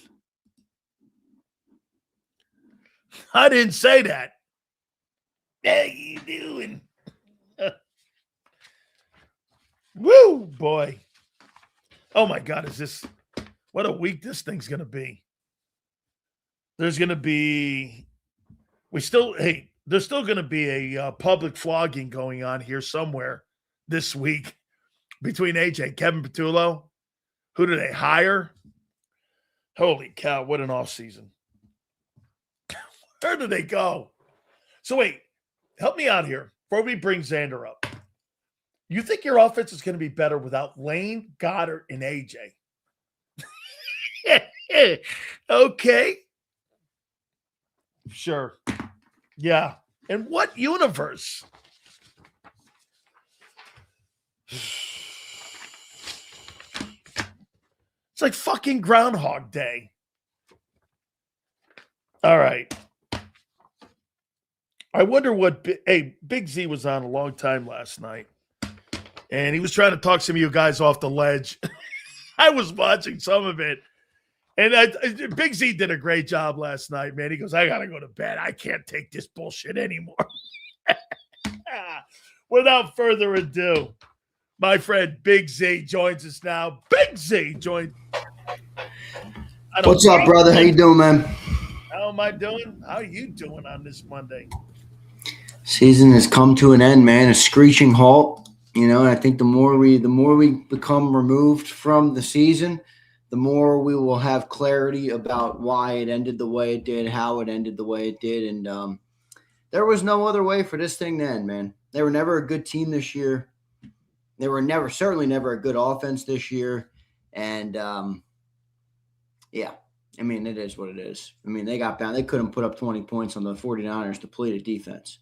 So it is what it is. By the way, I do want to give a little more credit to the 49ers. You know, I think people you know, I think sometimes in Philly and it's all right, it's part of being a fan. Like you delegitimize, you say you're better than everybody. That team deserves a lot of credit. They won 12 ball games in the regular season, you know, and everybody said, oh, it's because they play a bunch of bad teams. And all right, well, how about going into Philly and winning a game on the road in the playoff? Is that a bad team? So, you know, that 49ers team deserves a lot of credit. Brock Purdy deserves a lot of credit. Kyle Shanahan deserves a lot of credit. I mean, they had no Ayuk, no Pearsall, no Kittle, 5th and 6th linebacker they were on. I mean, this is a team that was fighting till the very end, and they found a way to win. I mean, we thought they were limited going into that game with Kittle. Kittle played 10 snaps. He played a quarter. He had 6 yards. So I mean, it's a job well done by that team, and they got a lot out of their talent over there, and it was a good performance for them. It really was. Wasn't their coaching kind of wasn't it accentuated versus our coaching and how you saw what they did? And wasn't that on display for everyone to see how limited the Eagles, and before we get even into the talent, how limited they are on the offensive side with trying to move the sticks in simple ways. Just simple ways. Kyle Shanahan is moving the chains with Christian McCaffrey and garbage cans. Christian McCaffrey, too. That guy's a stud. I mean, I love Saquon, don't get me wrong, but we don't got one of those guys. No. I mean, Saquon's a great runner, great back, but he is. I mean, that guy's a weapon. Christian McCaffrey. He's like Bijan and them. Yeah, no, I mean, I agree about the coaching point. I think it's a big thing. But look, at the end of the day, I listened to all the player interviews today, at least most of them. I listened to Saquon last night in the locker room when I got off the show. I listened to Devontae Smith. I listened to Jalen Hurts. I listened to Saquon again today in the video that came out today. Every single player said, Saquon specifically said, this is the same exact offense we ran last year. I heard that. Same exact offense. We didn't execute. So we're called conservative and suck because of this year, but, he said it. I'll be the first one to say, I'm not the same back I was last year right now. I didn't run the same. We didn't block the same.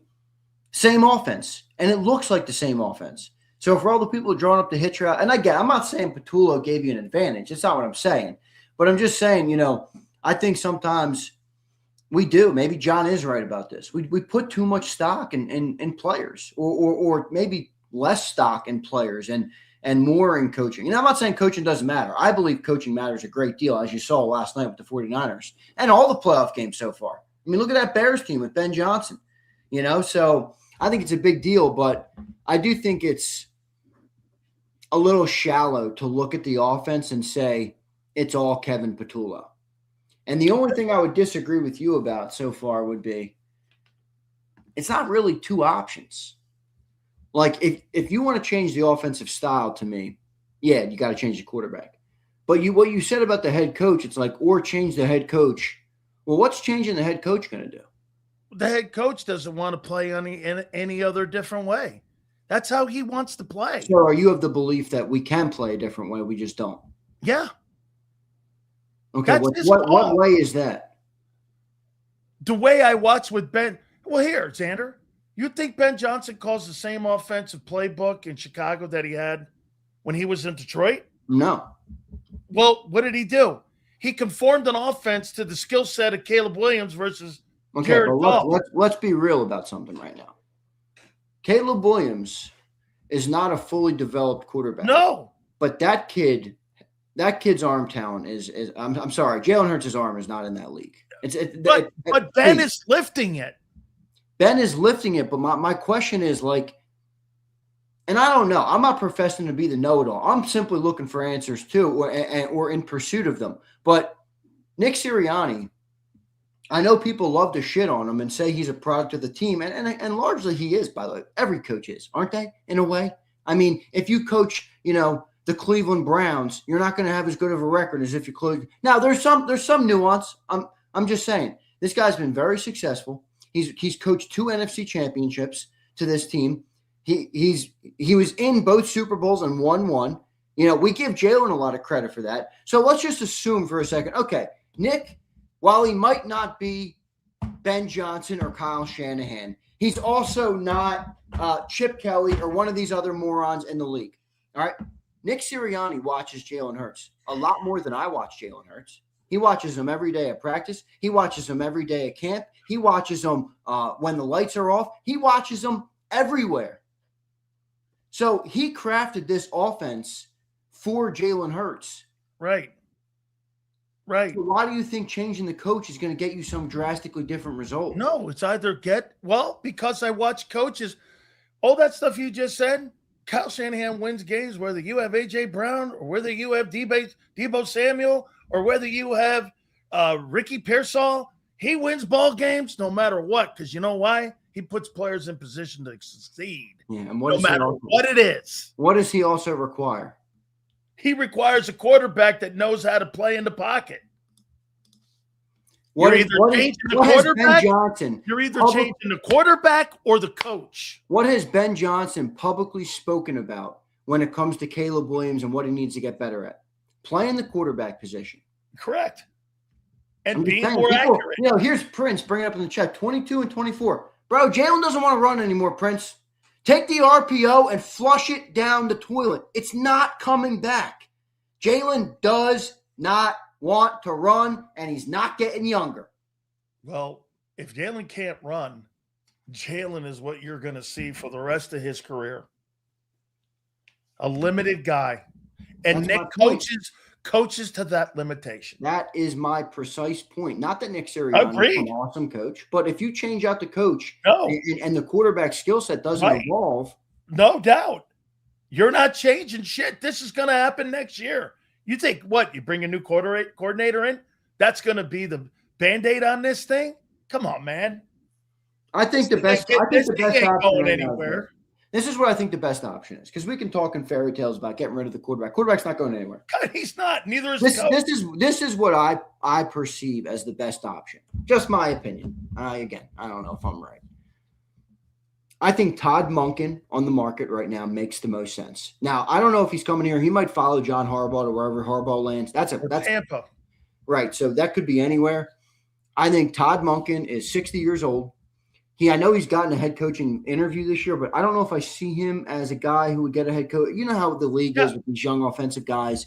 So no, he's in Tampa today. He's in Tampa today talking because he worked with Mayfield in Cleveland. Bring in Todd Monken. Let him craft the offense around Jalen Hurts and tell Nick Sirianni that, look, you can obviously be involved. You're the head coach of the team, but we don't want to play the other brand of football anymore. We got to get away from that. We have to go back to trying to be a persistent offensive team that can take advantage of defenses, that can make plays, that can do things in the game.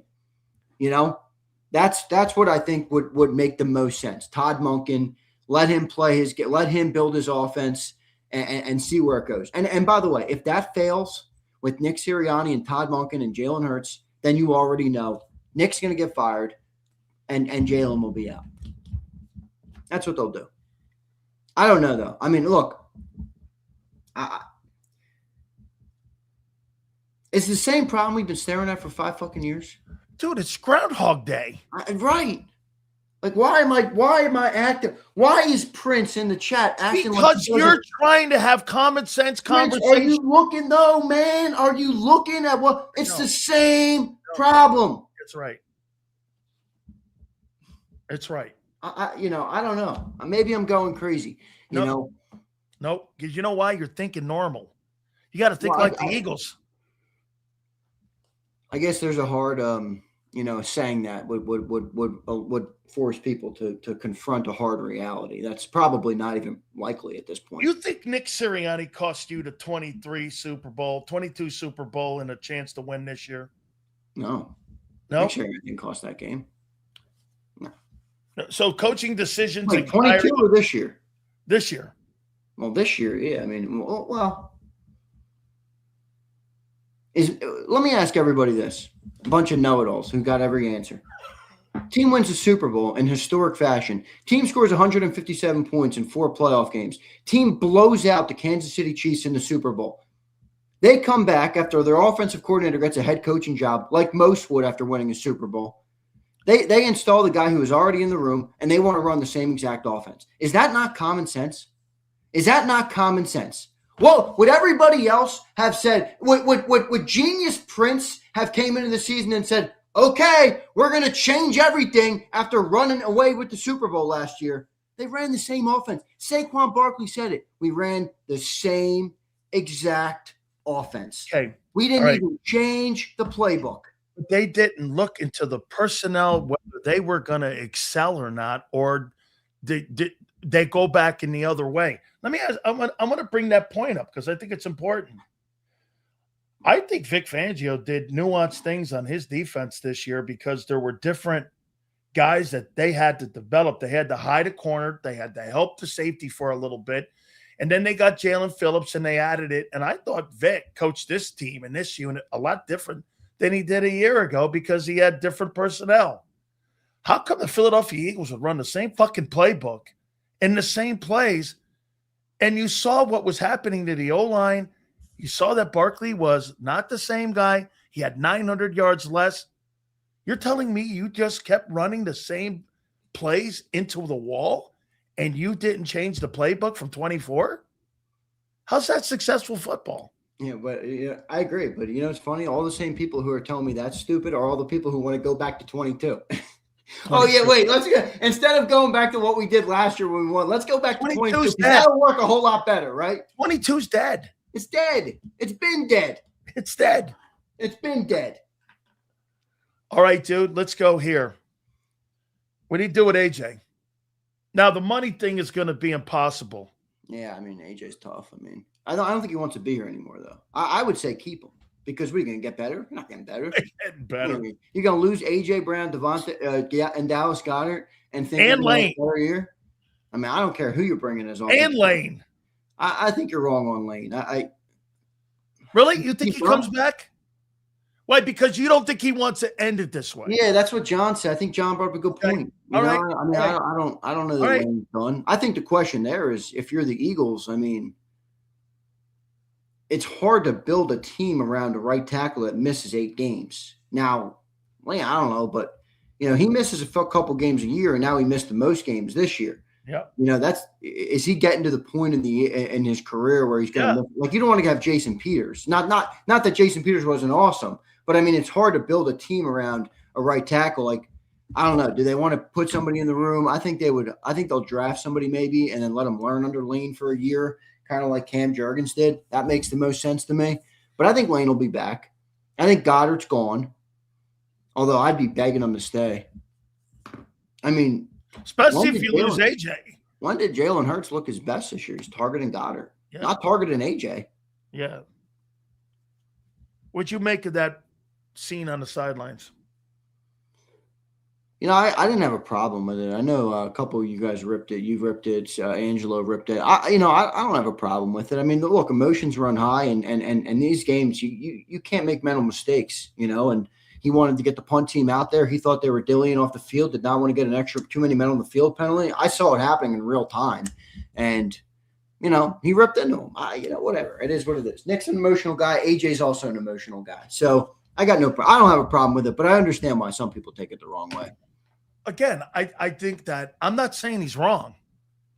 I'm just saying is that the moment you dropped 4 passes after that and you checked out, how I read it, and then they didn't go to him. Did they throw him a pass in the fourth quarter? Did he have a target in the fourth quarter? Yeah, he dropped it. Oh, that's right. That went across the middle. He dropped it. A dime by Jalen. There's no bailing out AJ Brown on this. I mean, come on, bro. You can bitch all year, and then the ball comes to you in a big moment. Yeah, I mean, come on. You got to make the catch. By the way, Devontae Smith had a drop, too. Did everybody miss that? I mean, that was a big drop, too. That would have put them down near the 10-yard, 11 or 12-yard line, to go into the end zone there. That was a big drop. It was a huge – that was arguably a bigger drop than A.J. Brown's, where they picked up a first down and Dallas got it right after A.J. dropped it. So – I don't know, man. Doesn't it feel like though, like we all knew this was coming. We can argue about what the fix is. That's fine. But we all knew that this was coming this year. They were never a great team. They never were. And all the shit that we took saying it all year. I mean, it's unbelievable. But before the show, Xander would go, the emails we get over the shit you're saying sells. And he goes, Jesus Christ. And he did. Hey, dude, I got shit all year. Yeah, well, I'll tell you what, like we said after September, 7-7. 7-7. What'd you make of Vic getting beat by Kyle Shanahan? I didn't quite see it that way. I mean, you got beat a couple of times, but I mean, your best cornerback got beat. Don't sometimes you got to like what are you going to do? Quinyon Mitchell didn't give up a touchdown all year. He got torched on the opening drive 3 times. Like, is that on Vic? Same defense, same scheme. So that football team, that 49er team, that's completely depleted, but 361 yards in total offense on them. And I can't even name you half the players on that team. I mean, I don't even know who the hell. I mean, they outgained them, and they did it with 58 plays. Well, I didn't believe you when you told me that the Eagles ran 72 plays. I went back and looked. I was floored. Yeah. You ran 72 plays and you scored 19 points? I mean, dude. They had 35 attempts and then 168 yards in the air. Incredible. Dude, I don't know how much more people have to see that Jalen Hurts is not going to be this big passing quarterback. I don't give a shit who your offensive coordinator is. I don't care if Shane Steichen comes back. But people want to believe that we got the greatest thing since sliced bread. We don't. I mean, he's a solid quarterback. He makes plays when everything around him works. But when it doesn't, you're not going to have the offense you need. I mean, that's the reality. We came into this season saying the defense is going to fall off a cliff. That was the expectation. The defense is going to struggle this year after all the change. They brought back everybody on offense except Mekhi Becton. The offense fell off a cliff. Not the defense. No. The defense was the strength of the football team. It was. So if you don't have everything around Hurts working, does he give you the competitive advantage that other quarterbacks give you? I don't see that. Now, when he's got the pieces around him, hey, he makes the plays. He sells. But there's got to be a lot that's going. Hey, I'll tell you what I did. So last night the NFL had a soundbite or a clip of Milton Williams getting that sack at the very end of the game on Justin Herbert. I went like this. Hey, you think Philly misses this guy? He liked it and then DM'd me, Milton. He goes like this. I'm moving on to the take a look. He liked it. And I go like this because I said, hey, you think Philly misses this guy? And Milton sent me a DM. Man. Milt was a dope dude, third-round pick out of Louisiana Tech, I think it was. Louisiana Tech. He played for Skip Holtz. Yep. Just a dude who totally earned it in the NFL. Your third-round pick. He doesn't come in with the pedigree. And I'm going to say I didn't have the big school pedigree. Didn't have that. Was undersized as the DT, and he's totally grabbed the bull by the head. I thought he'd go up there, and I didn't think he'd live up to that contract in the first year at least. But he has, man. He's been a force up there. That team's got a legit shot. I mean, they're going to be one of 4 remaining teams in the AFC. What do you make of the final? Well, I guess we got 9 teams left still, but what do you make of the final 4 in the NFC? Seahawks, Niners, Bears, Rams. Let me see here. Here, I wrote it down here. Seahawks and Niners. The NFL has such an interesting way of being super right. Don't they? Like if you look at the 4. They were those playoff games are so. They were the 4 best teams in the NFC this year. Oh, God. Everybody didn't want to believe the Niners because they had a weak schedule, but the Rams, the Seahawks. By the way, how about the NFC West? 3 of them in the Final 4. That's incredible. NFC. I mean, Rams, Niners, Seahawks, and the Bears, who exploded onto the scene. How about scoring 25 points in the fourth quarter? Unbelievable. Bills. How about the way Josh Allen played against the Jags? Yeah, Josh Allen is, he's a spectacle, that guy. I mean, he can play. But my question on him is not about him. My question is, is everything around him not going to be good enough to go the distance? Yeah, I agree. So we'll see there. I think listen, Seahawks take care of the Niners. Then again, I mean, Kyle Shanahan is some coach. I think the Bears are going to be a tough out. They're a physical team just like Carolina is. Don't go to sleep on Chicago in this game at home against the Rams. They could beat them. They can beat that team. Carolina almost beat them. Carolina had them on the ropes. They were an 8-9 football team. Tonight, what do you like tonight? Texans, Steelers at home. I like the Texans. You think the Texans go in there and win? I think they do, but I tell you what, it's not a guarantee. I like that Steelers team in this spot a little better than I thought I would, just because I'm not, I'm not huge on that Texans offense at all. The defense is great, but playoff experience? Does Aaron know how to play this type of game? You know what I mean? I don't know. We'll find out. Should be interesting. I think the Texans win that too. So the Patriots will get that. It'll be Patriots and Texans, and it's Bills and Broncos. Can Josh Allen go to Mile High and win that game and get to another AFC Championship game? And then the AFC Championship game, and I do think he does get it done in Denver. I think the Bills are in the AFC title game against the New England Patriots.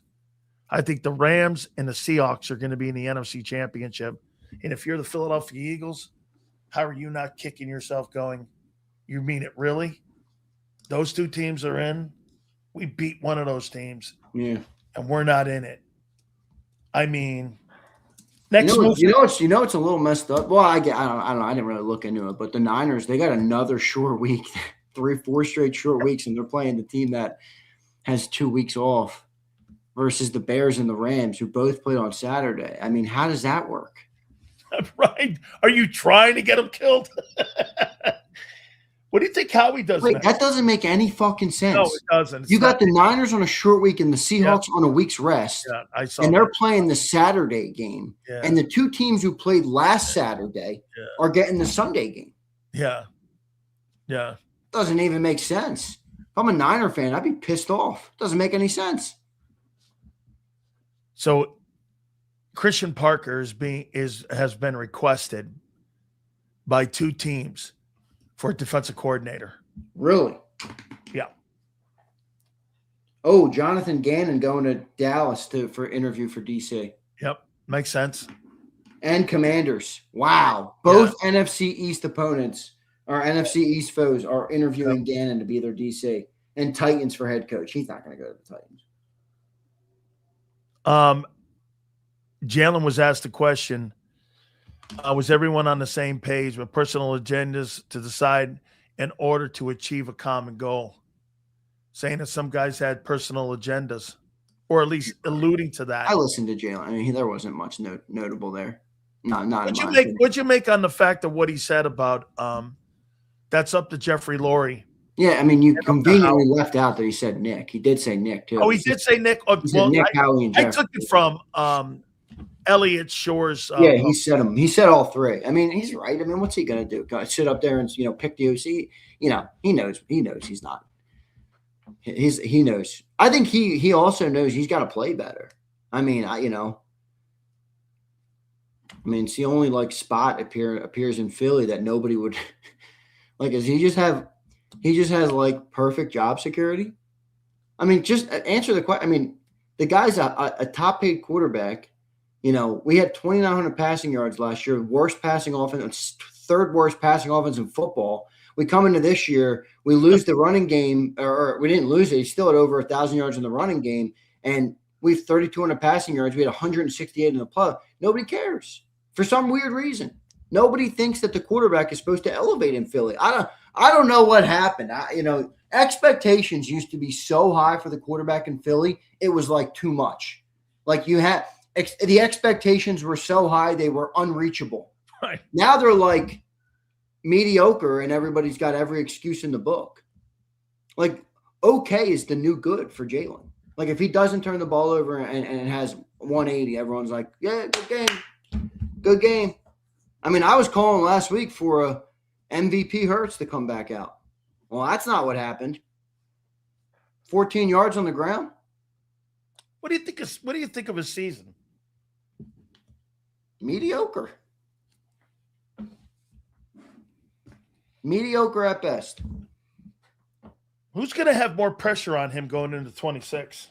Nick or both of them have big pressure. Both of them have big pressure.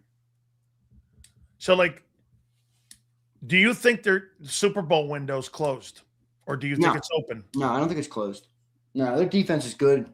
I don't think that defense is getting any worse. I mean, so you think the offense will get better?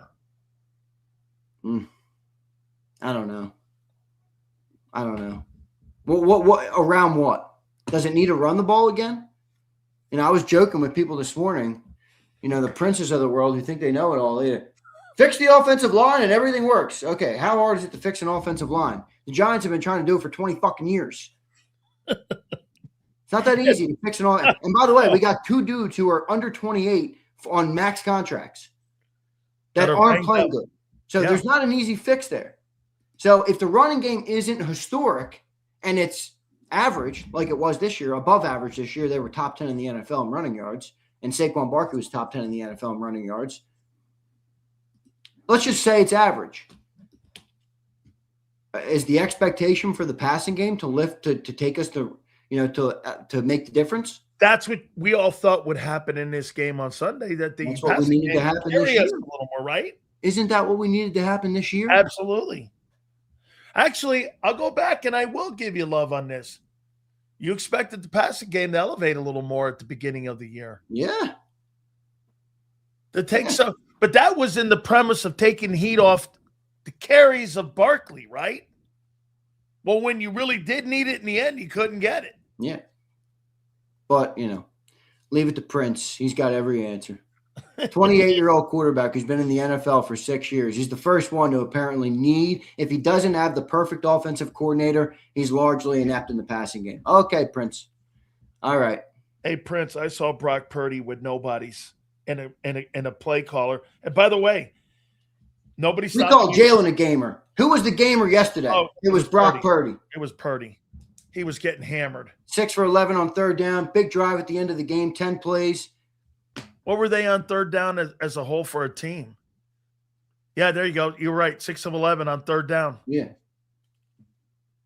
By the way, you had the turnover battle and you lost for the first time this year. Am I right? Yeah, 1 by 2. Again, another example. Get 3 points off those turnovers. I mean, defense gave you every opportunity. Short fields and turnovers. 2 takeaways. Take advantage 2 of takeaways. it. Jesus criminy, man. All right. I mean, Z, what's his first move this offseason? What's his first move? They'll probably fire Patulo, make people like Prince happy. This week? Yeah, I would think so. I'd say by Wednesday. I thought it'd be today, but clean out day, they're not going to do it today. No. Yeah, it'll be tomorrow maybe. KP probably first, and then you're on the hunt for the offensive coordinator. And then, I keep hearing people say fix the O-line because I agree, you got to fix it. How? March.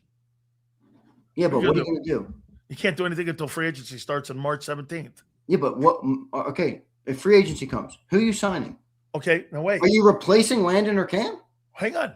Chicago went out and got three free agents and put in that O-line. But they had backups in their starters.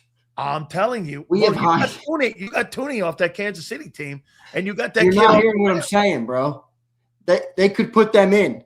We can't sign somebody to play right guard or left guard. We just paid our left guard $21 million. We can't sign a center to get better because he's making $18 million. Okay. So you're in a pickle here, right? You need those guys to just play better. So we're counting on them just to get healthier. Hey, maybe being knocked out early, maybe it does give them more time to heal. Yeah, potentially. They're not bad, bro. Another month of healing. Maybe that, I mean, Lord knows we need it because we're not going to have a good passing game. I mean, everybody should know that. I don't care who we're bringing in. You're not. No, you're not going to have a good passing game. Has any of this stuff here changed your opinion on where you go in the draft? Well, I've always said O-line. I mean, I think you got to get a right tackle. I mean, interior or tackle? No, tackle. You don't go interior in the first round. Maybe second or third round. I could see that, but have a replacement for Steen so you don't have to pay Steen after he leaves after next year.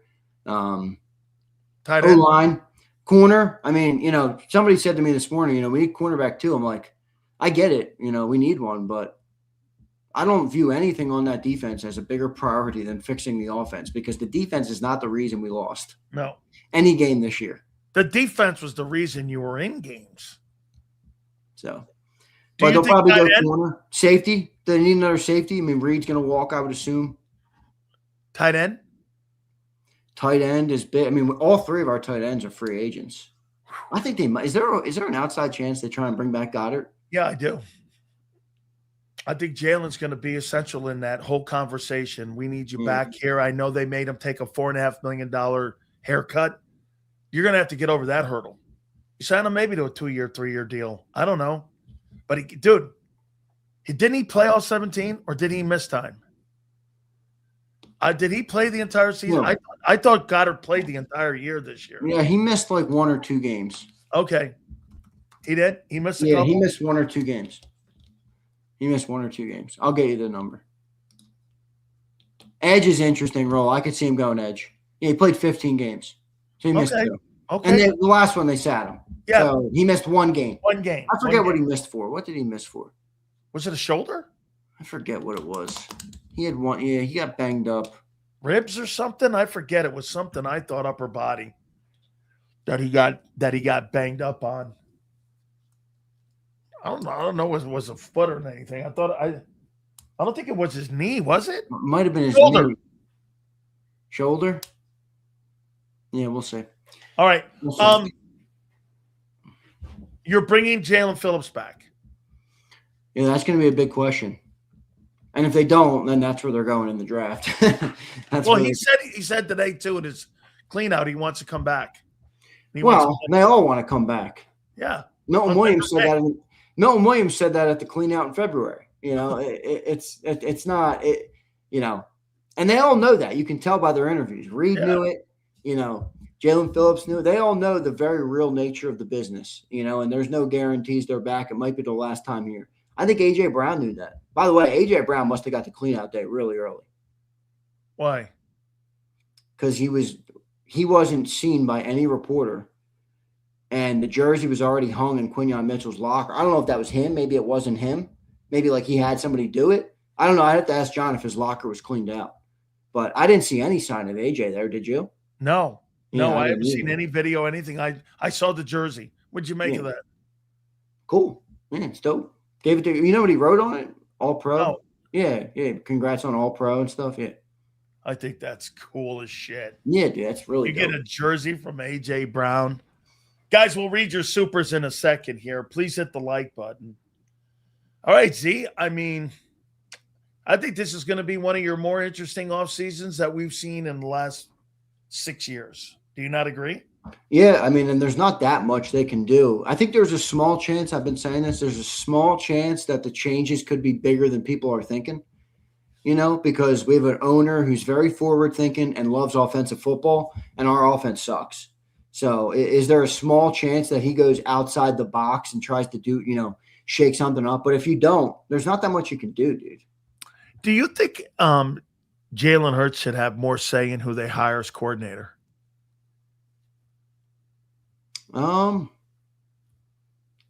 If he's about to get an extension, then yes. If not, then no. Because, I mean, when are you going to hire a guy to help him? Well, they hired one last year. Don't tell Prince that. They hired one last year. They ran the offense for 4 weeks. He had 7 turnovers in 4 weeks, and they were 2-2. Then they came the risk-averse offense. Yeah. And they ran historically. That's right. So, was Kellen Moore not hired to help Jalen Hurts? At first he was. Then they realized they got to run the ball. Look at what they're doing now. Look how many passing attempts they have in New Orleans now. They weren't wait, just be clear. The minute they started throwing the ball over the yard with Jalen Hurts, the offensive line held an intervention with the head coach. They did. They came out and they go, we got to run it. We need to run the ball, Nick. Stop with this. Yeah. So all the people in the room 26 know turnovers in 23 all games. the people in the room know the best idea is not throwing the ball, but leave it to everybody on the outside to say they got to throw the ball better and more. They're not. If you want to change the offensive approach, got to change the quarterback. They're not going to change the quarterback, so the best thing you can do is probably hire Monken. Tell Nick to don't run his offense and see what happens. Kyle Shanahan now since 2021 is 3-1 versus the Eagles. 21 he was 17-11. They beat the Eagles. 2022 the Eagles beat them in the NFC title game 31-7. 23 42-19 Niners, and then yesterday 23-19. Kyle Shanahan, don't care what anybody says, man, that was a masterclass on how you take tomato cans and take Spider Ricos and beat the Eagles on their yard, man. Boy, I'll tell you, Robert Saleh doesn't get enough love in what he did. Bro, I don't even know. Like you said, you were telling me, John, the pregame, we were like, I don't know.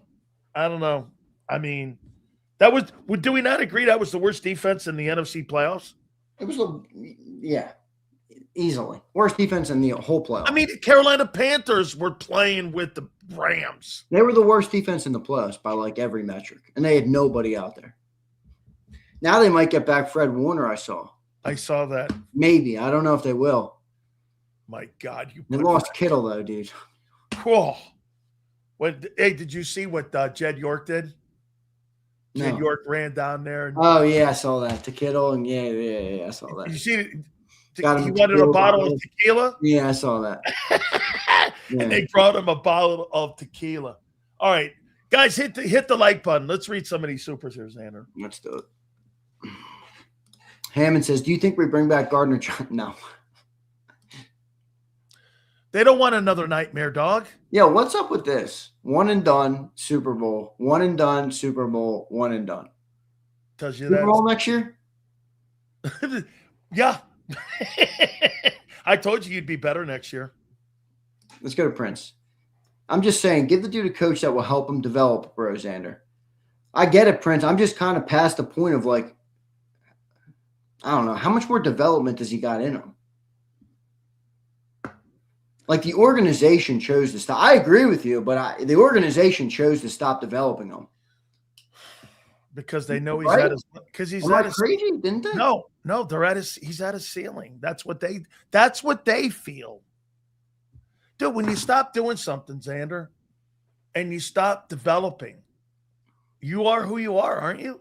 Well, I think the biggest question is like, is the running report real? Is if he doesn't want to run anymore, he's a fundamentally different player. Absolutely. Fundamentally different. And he's more predictable. Like the reason we're saying Todd Monken is because he's a dual threat coordinator. Yep. Look what he did with Lamar in Baltimore. Look what he actually did with Ray. Yo, we just won a championship with him, Xander. That's true. Was he the caboose though? Hey, let me ask you this. Caboose. If Kellen Moore was the coordinator of this group and this guy with the output that they had, would he be fired? Or do you think it'd be a whole different ball game? Kellen Moore? Yeah. Yeah, I think he would have been. You think they win that game if Kellen Moore's the OC? Tough to say. Kellen's offense. Well, Kellen had answers. And when Kellen had answers. Yeah. Patulo had no answers, ever. No, ever. Never had answers. You see that last play? What'd you make of that whole scene, that whole fiasco? Yeah, I mean, 4th and 11, first off, is not an ideal situation, because 4th and 6. You got 4 plays probably. I thought John brought up a good point of like, if you're at the 50-yard line, that's a lot easier of a conversion as opposed to like when you're in that condensed zone with the end zone behind you. It's a harder to play in that tight stuff, so in that tight spot in the field. Wouldn't you have tried to at least get to the first down, use your last timeout, and at least give Jalen the ability? That's what they tried to do. What do you mean when you say that? Tried to get to the first. That's what the play was. Yeah, no, but they threw it. I mean, what I'm saying is, why don't they threw it in the end zone? He got the pick in the end zone, didn't they? No, there was no pick. He threw it to about, I don't know what it was. I think they were on the 20. Like the 3-yard line, was it? No, it was like the 10. Okay. I thought they should have tried to get closer. Okay. I mean, there had to have been a better play call than 4 verticals. I mean, that's like what a kid picks on Madden when they're 8 years old and all they want to do is throw the ball. In your backyard. Verticals, make everybody run. Like, you're in your backyard. Just take off. Is that really is that really what all we got? Like 4 fucking verticals with the game on the line? I could have swore I saw. Listen, I'm not a body language guy. I thought I saw Jalen look over, go, that's where we're running?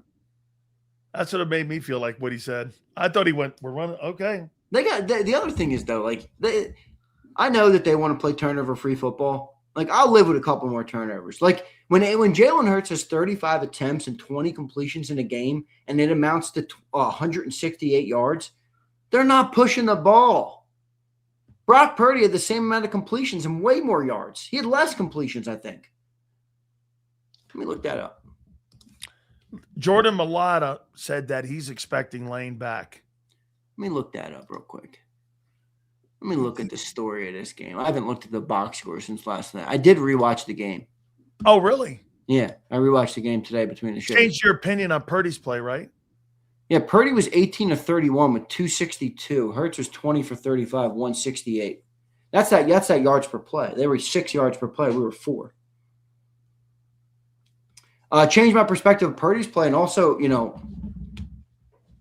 that like you got all these playmakers on the offensive side of the ball that are getting paid all this money, and it's like they none of them, not just Jalen, none of them decided to say, let's go be great today. Saquon had a good game. I thought he had a good game. Yeah, I thought he did too. I mean, that guy can't catch passes for shit.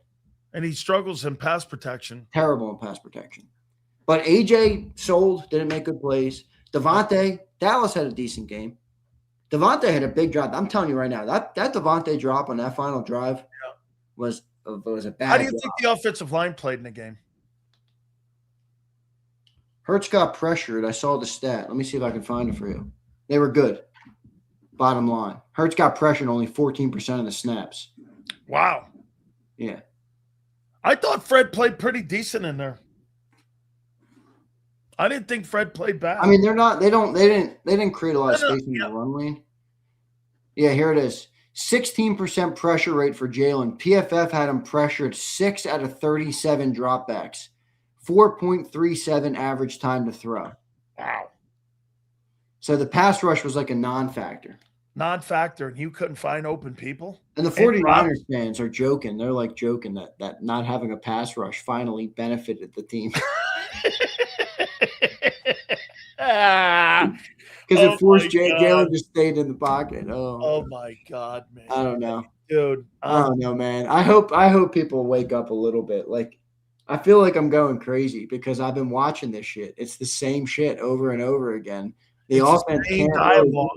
Even last year with a great coordinator. Yeah, they run the ball well, but they were even worse in the passing game last year. They were worse in the red zone last year. They actually improved. So, in the passing game. I don't know. They're in a weird spot, aren't they? They're in a weird spot because of money. Because of I think AJ walked out too, so that's going to complicate it. Because if AJ didn't hate it here so much right now, which he evidently does, that's become very clear. I would say, dude, shut up and just stay. I can't. I'm not going to get back good value for you. I'm not going to replace you with anybody better. And I'm not sending you someplace you want. I'm sending you to a place I'm going to get equity back, which is usually the Browns. So figure that out. You're not sending him to what? A contender? No, they're going to send him to the Patriots when the Patriots offer a 2, and nobody else offers a 2. At least you're out of the conference. If the Patriots win the bowl, though, that's going to be the last pick in the second round. Right. Well, get this though. At least he's in the AFC and he's not in the NFC. What do you think they're going to get for AJ Brown if they trade him? Right now, with that contract, it would be what you said, probably 2, maybe. No, I think it's a 3. 2 and a 5, maybe. I don't think it's a 2 and a 5. Well, I think it would be something in there, depending on how desperate you are. You want to put A.J. Brown with Drake May? He'll be 29 in this summer, June. Maybe not the 5th. I think a 2 is rich. I said conditional 3 that could become a 2 based on incentives. Like that's what Howie normally the money does. though. The money. Remember, he did that with Wentz though. It was a 2 that became a 1. Yeah, but the money's excessive here. Well, that's why I don't think you're getting a 2. So I'm going to trade if the Patriots win the Super Bowl, I'm going to get the 32nd player. I'm going to get the last player in the second round. That's like a 3rd rounder. That's what I'm saying. It's not a good value for the Eagles to trade him. Yeah. Oh, not to them. I'm going to trade him to a place where like the Titans. Now, again, he's not going to go back there. I get it. But I want a high pick. Don't you?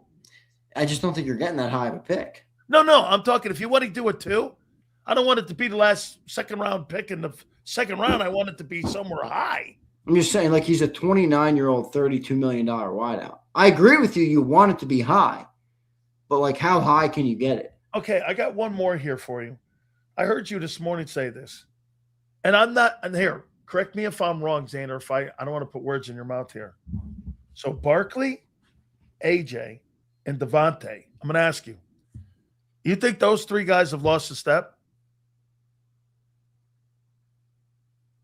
AJ lost a step this year. He wasn't the same player.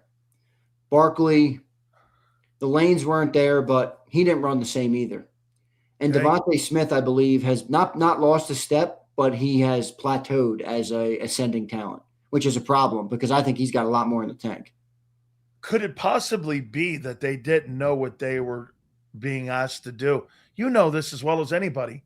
If you don't, and you're confused in the offense and you're not on the same page, and you don't know how to get to a point A, and you're used to getting to a point A with comfort zone and knowing how to get there, you're always slower when you don't know what you're doing. You're a step slower. It just looked to me, how could all three of those guys have lost all three of those guys? I get one. All three? Man. And Devontae, I think it had a lot to do with they didn't know where to go. And they didn't know how to get there. And they were never on the same page. That's all I kept hearing AJ saying. We got to get on the same page. We got to get on the same page. I think that's one of the reasons why they look slow. Well, yeah, I mean, I think Devontae Smith is a 1,500-yard type of wideout.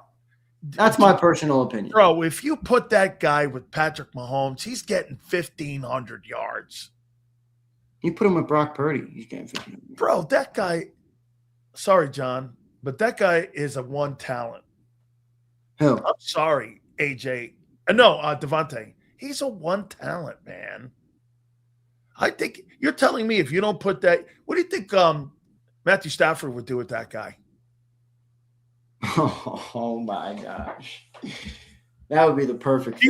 Do you think Devontae Smith? That would be the perfect fit for Devontae. Do you think with Matthew Stafford, he's a 1,410 touchdown guy? I just said that. I think he's a 1,500-yard back. Okay. Yeah. I'm not saying Devontae lost a step. I'm saying the offense that we play, which isn't conducive for any sort of passing yards or, receivers having big years, has forced him to kind of just plateau. He is what he is. What do you get?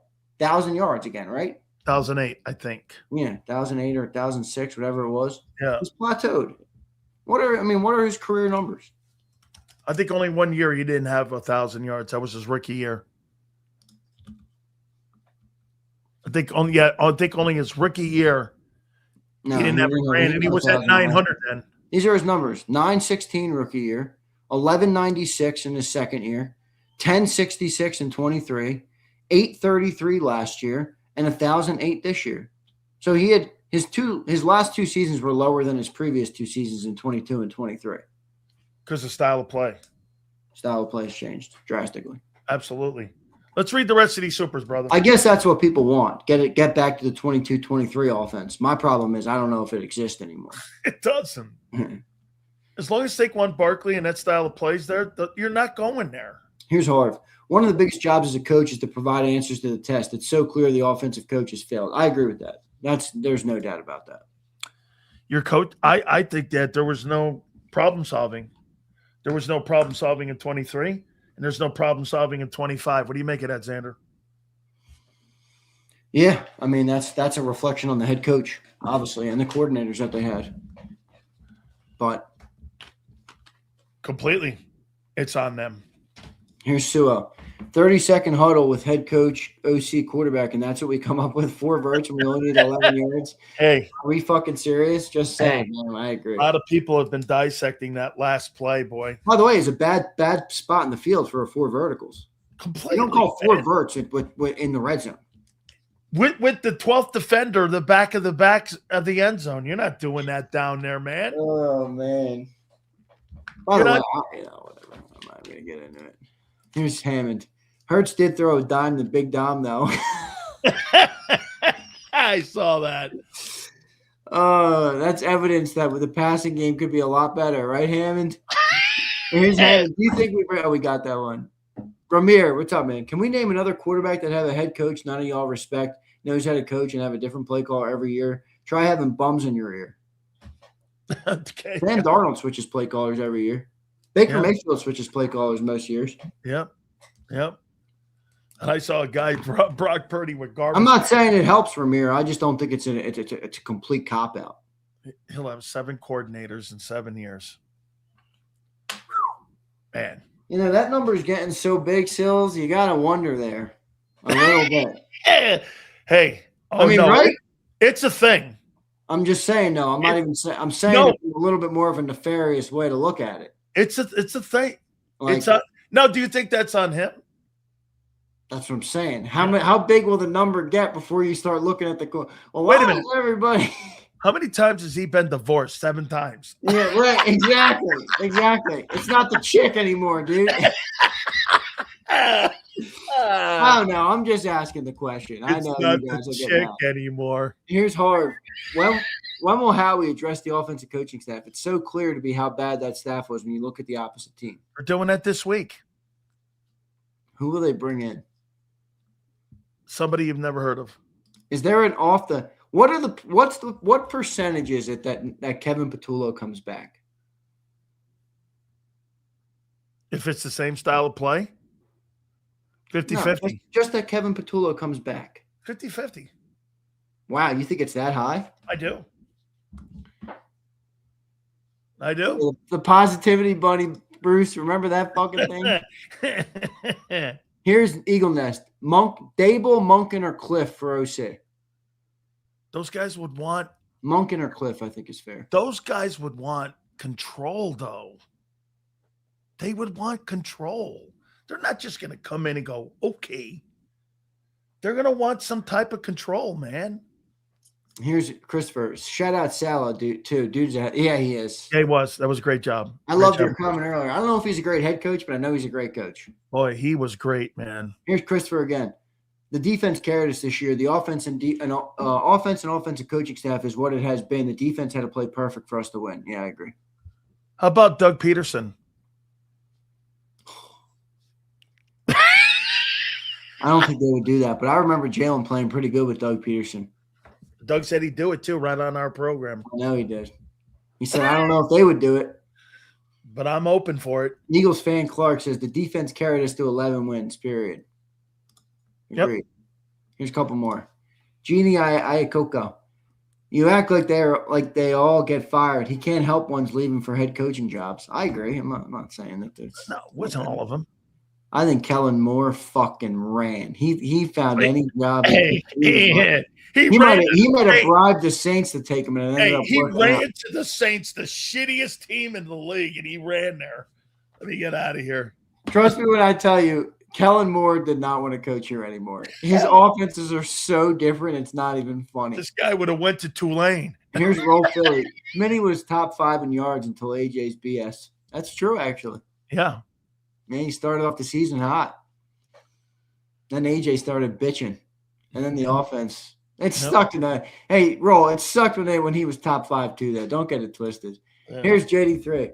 These people are missing the main problem. I keep hearing that we run a prevent offense. We have a prevent quarterback. Hurts is the issue. 27 can't come fast enough. This is fucking hilarious. We've been this whole channel's been saying this for a long time. Long time, my friends. Long time. Long time. I weirdly think the Eagles are going to be good next year. I do too. Yeah, I told you. Didn't I tell you remember at the beginning of the year? I will say it's going to keep getting harder. I think the Cowboys are going to be better than they were this year. I think the Commanders will come back to a little bit of relevance. And the Giants, I don't think they'll have a crazy turnaround, but you've seen what the Bears have done. You've seen other teams have big turnarounds. I can see the Giants, if they got Harbaugh or somebody. I think the Eagles are going to – I told you you'd win a Super Bowl next year.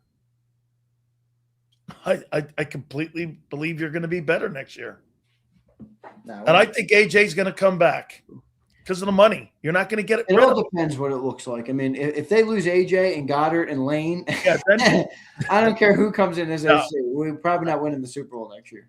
Hey, Z, let me do a 30-second, okay? All right, dude.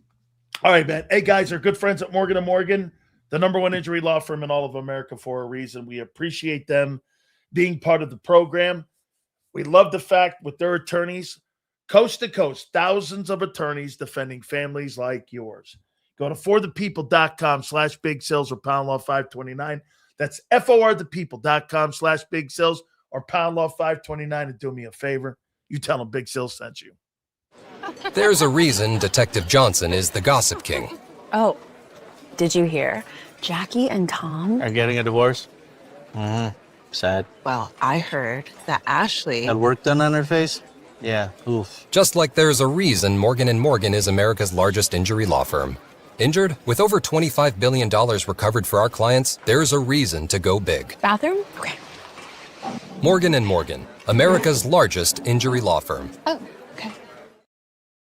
All right, folks, we really appreciate it. Thank you so much. Howard Eskin's going to join us tomorrow, by the way, Big Z. Nice, man. So we're going to talk with them. So good stuff, guys. We appreciate each and every single one of you. Big Z, thank you. Also, Big Joe, thank you. 2 to 6 tomorrow, guys. We'll see you on the flip side. Later, everybody.